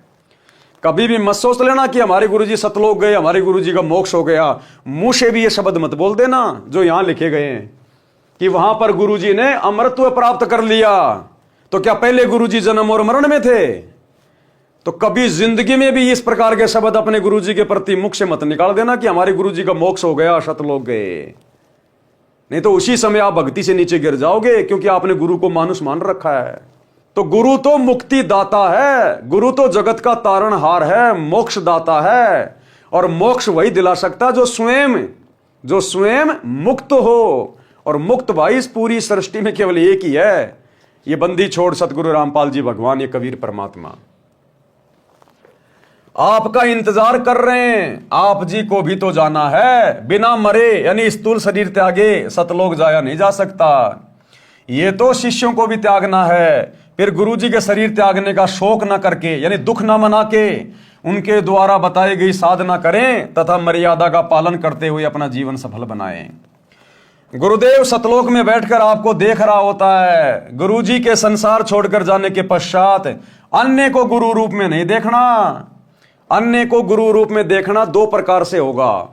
एक तो उस गुरु को छोड़कर, यानी अपने गुरुजी को छोड़कर किसी और को गुरु धारण करने लेना, और एक गुरु के सतलोक जाने के बाद अपने गुरुजी की बातों को कम, जैसे वर्तमान में गुरुजी के जेल जाने के बाद संगत इन आश्रमों से जुड़कर गुरुजी के सत्संगों को कम महत्व दे रही है, गुरुजी के ज्ञान को कम महत्व दे रही है, गुरुजी की आज्ञाओं को कम महत्व दे रही है, और गुरुजी के परिवार की और कोऑर्डिनेटरों की बातों को ज्यादा महत्व दे रही है। आंख बंद करके उनके हर आदेश की पालना कर रही है। तो यह होता है अपने गुरुजी के अलावा किसी और की आज्ञा मानना, किसी और को महत्व देना। गुरुजी के संसार छोड़कर जाने के पश्चात अन्य को गुरु रूप में नहीं देखना, यानी गुरु को तजे भजे जो आना, ता पसवा को फोकट ज्ञाना। नहीं तो भक्ति की हानि हो जाएगी। गुरु जी के उपदेशी शिष्य की परमेश्वर सहायता करता है, यानी स्वयं गुरु ही है परमेश्वर, सारा सब कुछ अब तो हमें समझ में आ गया है। शिष्य को गुरु जी के बताए नाम जाप तथा दान धर्म करने में कभी आलस नहीं करना चाहिए। जैसे सूर्य दूर आकाश से सबको उष्णता प्रकाश प्रदान करता है, सबको अपने साथ दिखाई देता है, इसी प्रकार गुरुजी कहीं पर भी बैठा है वहीं से अपने भक्तों पर कृपा करता है। गुरुजी को समीप तथा दृष्टा जानकर सब विषय विकारों को करने में शर्म करके परहेज करें। देखो भाई और बहनों, पॉइंट पे पॉइंट है, पॉइंट पे पॉइंट है। क्या कह रहे हैं? इसी प्रकार गुरुजी कहीं पर भी बैठा है वहीं से अपने भक्तों पर कृपा करता है। और वर्तमान में गुरुजी बैठे हिसार जेल में, और यहां क्या लिख रखा है कि जहां गुरुजी बैठा, कहीं भी बैठा है, वहीं से बैठकर अपने भक्तों पे वो कृपा करता है। तो बताओ फिर हम अपने गुरुजी की कृपा लेने के लिए इन फर्जी आश्रमों में क्यों धक्के खाएं, जब गुरुजी खुद कह रहे हैं कि गुरु जहां भी बैठा है वहीं से अपने भक्तों पे वो कृपा करता है। तो गुरुजी बैठे हिसार जेल में और संगत धक्के खा रही इन फर्जी आश्रमों में, तो ये तो मूर्खता हो गई ना। आप सही भक्ति करो, गुरु को परमात्मा मानो, मर्यादा में रहो। गुरु चाहे कहीं भी बैठा है वहीं से आपके ऊपर कृपा करेगा। तो इसलिए हम सत्सेवक गुरु की गैर हाजिरी में इन फर्जी आश्रमों में कहीं धक्के नहीं खाते। इसी प्रकार गुरु कहीं भी बैठा है वहीं से अपने भक्तों पर कृपा करता है। गुरु जी को समीप तथा दृष्टा जानकर सब विषय विकारों को करने में शर्म करके परहेज करें। धर्म बोध पृष्ठ 183 का सारांश। कबीर कहते जनकादिक गृही जो नित धर्म परवीन, पायो शुभ गति आप ही और अनहु मति दीन। राजा जनक जैसे गृहस्थी अपने धर्म के विद्वान थे, यानी मानव कर्म के ज्ञानी थे, जिस कारण से स्वयं भी शुभ गति प्राप्त की, यानी स्वर्ग प्राप्त किया, तथा औरों को भी स्वर्ग प्राप्ति का मार्ग बताया। कबीर हरि के हेत न देत धन देत कुमार्ग माही, ऐसे अन्यायी अधम बांधे यमपुर जाई। भावार्थ, जो व्यक्ति धर्म नहीं करते और पैसे का गलत प्रयोग करते हैं, शराब पीते हैं, मांस खाते हैं, तंबाकू सेवन करते हैं, या व्यर्थ के दिखावे में खर्च करते हैं, ऐसे अन्यायी नीच यमलोक यानी नरक लोक में बांध कर ले जाए जाते हैं। अब देखो भाई और बहनों, वैसे तो बहुत ही ज्यादा महत्वपूर्ण पॉइंट है, बहुत ही ज्यादा महत्वपूर्ण। क्योंकि यहां पर तो सीधे सीधे आप यही समझोगे कि भई ये तो जगत वालों के लिए कहा जा रहा है कि जो व्यक्ति दान धर्म नहीं करते, शराब पीते हैं, मांस खाते हैं, तंबाकू सेवन करते हैं, व्यर्थ के दिखावे में खर्चा करते हैं, ऐसे अन्यायी नीच यमलोक यानी नरक लोक में बांध कर ले जाए जाते हैं।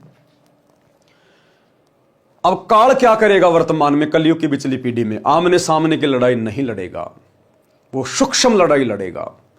और ये सारे नीच कुक्रम वर्तमान में उस काल ने गुरु जी की गैर हाजिरी में 2014 से 2025 तक सतलोक आश्रमों से जुड़ी हुई लाखों की संगत से करवा दिया। गुरुदेव के परिवार से ये नीच कर्म करवा दिए, कोऑर्डिनेटरों से नीच कर्म करवा दिए। क्या कह रहे हैं गुरुदेव कि जो व्यक्ति धर्म नहीं करते और पैसे का गलत प्रयोग करते हैं, शराब पीते हैं, मांस खाते हैं, तंबाकू सेवन करते हैं, वो नीच हैं, उनको यमलोक में यमदूत बांध के ले जाते हैं। अब काल को पता है कि भैया इस संत का ये ज्ञान लेने के बाद, ये तत्व ज्ञान लेने के बाद ये भगत सीधे सीधे तंबाकू नहीं खाएंगे, मांस नहीं खाएंगे, शराब नहीं पिएंगे, नीच कर्म नहीं करेंगे, दिखावे के काम नहीं करेंगे। तो काल भैया 21 ब्रह्मांड का स्वामी है, वो अनपढ़ नहीं है। अनपढ़ का मतलब वो बहुत ज्यादा बुद्धिमान है, हम भक्तों की तरह मूर्ख नहीं हो। उसने सूक्ष्म चाल चली कि कैसे इन भक्तों को अपने जाल में फंसा जाए, कैसे इन सभी भक्तों को सूक्ष्म जाल में बांध के सारे कुक्रम करवाए जाएं। चाल चली कि भगत बड़ा विश्वासी होता है, भगत भोला भाड़ा होता है। ये भगत विश्वास किस पे कर रहे हैं, उस व्यक्ति को पकड़ा जाए। क्योंकि गुरुजी ने तो बताया कि भक्ति मार्ग में ब्लाइंड फेथ, अंधविश्वास करना होता है, और अंधविश्वास करना होता है अपने गुरु के ऊपर, अपने गुरु के ज्ञान के ऊपर। क्योंकि गुरु कभी भी काल की तरह धोखा नहीं देता। तो काल ने देखा ये किसके ऊपर विश्वास कर रहे हैं, आंख बंद करके अपने गुरु पे कर रहे हैं या फिर किसी और पे कर रहे हैं। तो काल ने ध्यान से देखा, रे यार ये तो सारे के सारे मूर्ख हैं, ये तो आंख बंद करके और गुरु के बेटा बेटियों पे विश्वास कर रहे हैं, कोऑर्डिनेटरों पे विश्वास कर रहे हैं। काल ने सोचा, मैंने सोचा ये तो एक आध पे कर रहे होंगे, तो सैकड़ों पे विश्वास कर रहे हैं। इन्होंने तो गांव गांव में कोऑर्डिनेटर बना रखे हैं, नामदान सेंटर खोल रखे हैं। इनको अपने गुरु के ज्ञान से कोई लेना देना ही नहीं है। ये तो गुरु के परिवार पे फिदा हो रहे हैं, उनके आशिक हो रहे हैं। काल को मौका मिल गया। अब गुरु के परिवार की मर्यादा टूटी हुई, कोऑर्डिनेटरों की मर्यादा टूटी हुई, क्योंकि इन्हीं के कुकर्मों के कारण, मनमाने आचरण के कारण, इन्हीं की गलतियों के कारण गुरुजी बरवाला कांड के बाद हिसार जेल में जाके बैठे। तो मर्यादा सबकी टूटी हुई। और काल के साथ परमात्मा का एग्रीमेंट है कि जब तक मेरा भगत मर्यादा में, तू पास भी नहीं आ सकता। और जो मर्यादा तोड़ के भक्ति कर रहा है उसकी तू चोटी पकड़ के लेके जा, मुझे कोई मतलब नहीं है। कहते हैं जब तक हंसा हमरी आना और काल लगे ना तेरा बाणा, जब तक मेरा भगत मेरी मर्यादा में रहेगा तब तक तो तेरा दाव लगेगा नहीं। और बाकी भैया मैंने तेरे को फ्री कर रखा है, जो मर्यादा तोड़ के भक्ति करेगा वो तेरे हवाले। तो काल ने देखा ये लाखों की संगत भेड़ चाल में चल रही है, इनको संत के ज्ञान से, संत की मर्यादाओं से कोई लेना देना नहीं है। ये तो संत के परिवार के पीछे, उनके भाई के पीछे, उनके बेटा बेटी के पीछे, अपने कोऑर्डिनेटरों के पीछे तो ब्लाइंड फेथ कर रहे हैं, अंधे होके चल रहे हैं। गुरु ज्ञान क्या कह रहा है, गुरु मर्यादा क्या कह रही है, गुरु का परिवार क्या कह रहा है, इनको लेना देना ही नहीं। कोई सोच विचार ही नहीं कर रहा, कोई चिंतन मनन ही नहीं है। तो काल ने चोटी पकड़ ली गुरु जी के परिवार की और कोऑर्डिनेटरों की और बैठ गया सिर पे, जैसे राजा परीक्षित के सिर पे उसके मुकुट में बैठ गया। और सारे कुकर्म करवा दिए, नीच कर्म करवा दिए कि ये भगत वैसे शराब नहीं पिएंगे, वैसे नशा नहीं करेंगे, बोतल लेके जाऊंगा दारू नहीं पिएंगे, इनके सामने मुर्गा काटूंगा, बकरा काटूंगा, ये मांस नहीं खाएंगे, अब मैं खिलाऊंगा इनको। सूक्ष्म चाल चली। आया हरियाणा का जाट आरक्षण। काल को पता था ये तो गुरु के परिवार पे विश्वास करते हैं आंख बंद करके, ये तो मूर्ख हैं। गुरु के परिवार के माध्यम से कहलवा दिया, पीला पर्चा निकलवा दिया कि गुरु जी का आदेश है, जबकि गुरु जी का कोई आदेश नहीं जाट आरक्षण में जाने का, ना कोई ऑडियो, ना कोई वीडियो, ना कोई ज्ञान में कोई आदेश कि भाई गुरु जी का आदेश है हरियाणा के जाट आरक्षण में भक्तों ने उनके धरनों पे बैठना है। सब भक्तों को बैठा दिया बसों में भर भर के, और करोड़ों में चंदे के रूप में हरियाणा के जाट आरक्षण में पैसा दे दिया गया, भक्तों के दान का, ज्योति पाठ का। अब वो जाट क्या करेंगे उस पैसे का? वो जाट उस पैसे से शराब पिएंगे, हुक्का खरीदेंगे, तंबाकू पिएंगे, मांस खाएंगे, राजनीति करेंगे। उल्टे काम करेंगे सारे, वेश्यावर्ती भी करेंगे, क्योंकि वो तो जगत वाले आदमी है, सारे कुकर्म करते हैं। तो भगतों का पैसा और जाट नशा कर रहे हैं, तमाकू पी रहे हैं, तो किसका सहयोग हो गया? भगतों का। तो चाहे भगत ने नशा कर लिया, तमाकू पी ली, चाहे उन जाटों ने पी ली, चाहे भगत शराब पी रहे हैं, चाहे वो जाट शराब पी रहे हैं, बराबर बात है। क्योंकि जाट उन्हीं पैसों से शराब पिएगा जो चंदे के रूप में दिए गए हैं। भगतों का पैसा, तो जाट शराब पियो, बियर पियो, दोष बराबर का उन भगतों को भी लगेगा। जाट मांस खाएंगे, राजनीति करेंगे, उल्टे काम करेंगे, उस पैसे से बराबर के दोषी भगत भी बन रहे हैं, क्योंकि भक्तों के सहयोग से सारा काम हो रहा है। क्योंकि गुरु ने तो कहा था कि पात्र को पात्र पहचान के ताही दीजिए दान, कि सुपात्र को दान देना चाहिए। भक्तों ने दे दिया कुपात्रों को, गुरु के परिवार को। गुरु के परिवार ने वो पैसा आगे अपने भाईचारे में लुटा दिया। अब भाईचारा शराब पी रहा है, तमाकू पी रहा है, मांस खा रहा है, राजनीति कर रहा है, उल्टे काम कर रहा है। सहयोग किसका? संगत का। तो काल ने सबको शराब पिला दी, सबको मांस खिला दिया, सबको तमाकू पिला दी। और दिखावा क्या लिख रहे हैं गुरुदेव? जो व्यर्थ के दिखावे में खर्च करते हैं। अब जाटों की धर्मशाला 1 करोड़ रुपए में बनवाई जा रही है, गुरुजी के दोनों लड़के बनवा रहे हैं। व्यर्थ का दिखावा है। क्या मतलब है 5वां फ्लोर बनाने का? क्या मतलब है उस जाट धर्मशाला का भक्तों के द्वारा 5वां फ्लोर बनवाना? गुरुजी के लड़के कौन सी अपनी औरतों के जेवर बेच के धर्मशाला बनवा रहे हैं? भक्तों का ज्योति पाठ का दान का पैसा। तो वो धर्मशाला बनवाना, 5वां फ्लोर बनवाना व्यर्थ का दिखावा हो गया। गुरुजी ने तो कभी कहा नहीं तुम किसी की धर्मशाला बनवाओ। गुरुजी कहते हैं घर तो 3.5 आध गणा तो 4.25, इससे अधिक जो चाहते उनको नहीं है ज्ञान। तो गुरुजी के आदेश के खिलाफ काम हो रहा है, तो ये दिखावा हो गया, व्यर्थ का दिखावा, मान बढ़ाई के लिए। तो दोषी कौन हुआ? जो पैसा देके सहयोग कर रहे हैं, संगत बराबर की दोषी। तो ये सारे पॉइंट वर्तमान में सतगुरु की संगत के ऊपर लागू हैं। और अंत में इस संगत को यम के दूत गर्दन पकड़ के इन नीच कर्मों के कारण यमलोक में लेके जाएंगे। ये सतगुरु है, कोई ऐरा गहरा संत नहीं है। 30 साल से परमार्थ के लिए इतना संघर्ष कर रहा है। इस दिन के लिए कर रहा था क्या कि 30 साल तक ज्ञान देने के बाद भी मेरे भगत यही नीच कर्म करें, ऐसे ही अपनी मर्यादा तोड़ें, ऐसे ही अपने गुरु जी को काल के सामने लज्जित करें? क्या इसलिए गुरु ने ज्ञान दिया? क्या इसलिए गुरु संघर्ष कर रहा है? क्या इसलिए गुरु ने पुस्तकें लिखी अपना अनमोल समय निकाल के? तो ये संगत सारे कुकर्म कर रही है, सारे कुकर्म परिणाम भोगने पड़ेंगे। क्या कह रहे हैं गुरुदेव?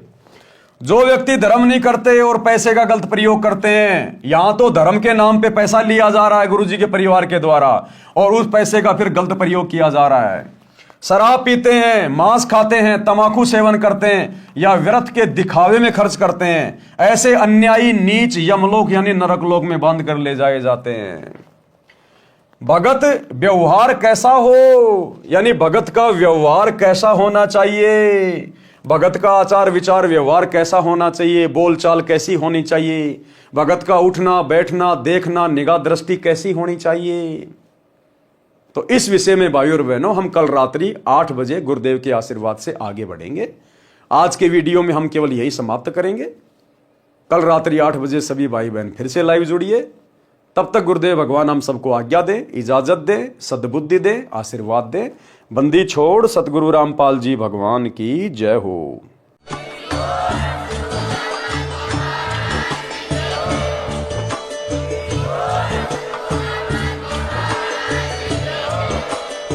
भाई जो गुरु बचन पे डट गे, कट गे फंद 84 के, कट गे फंद 84 के, कट गे फंद 84 के।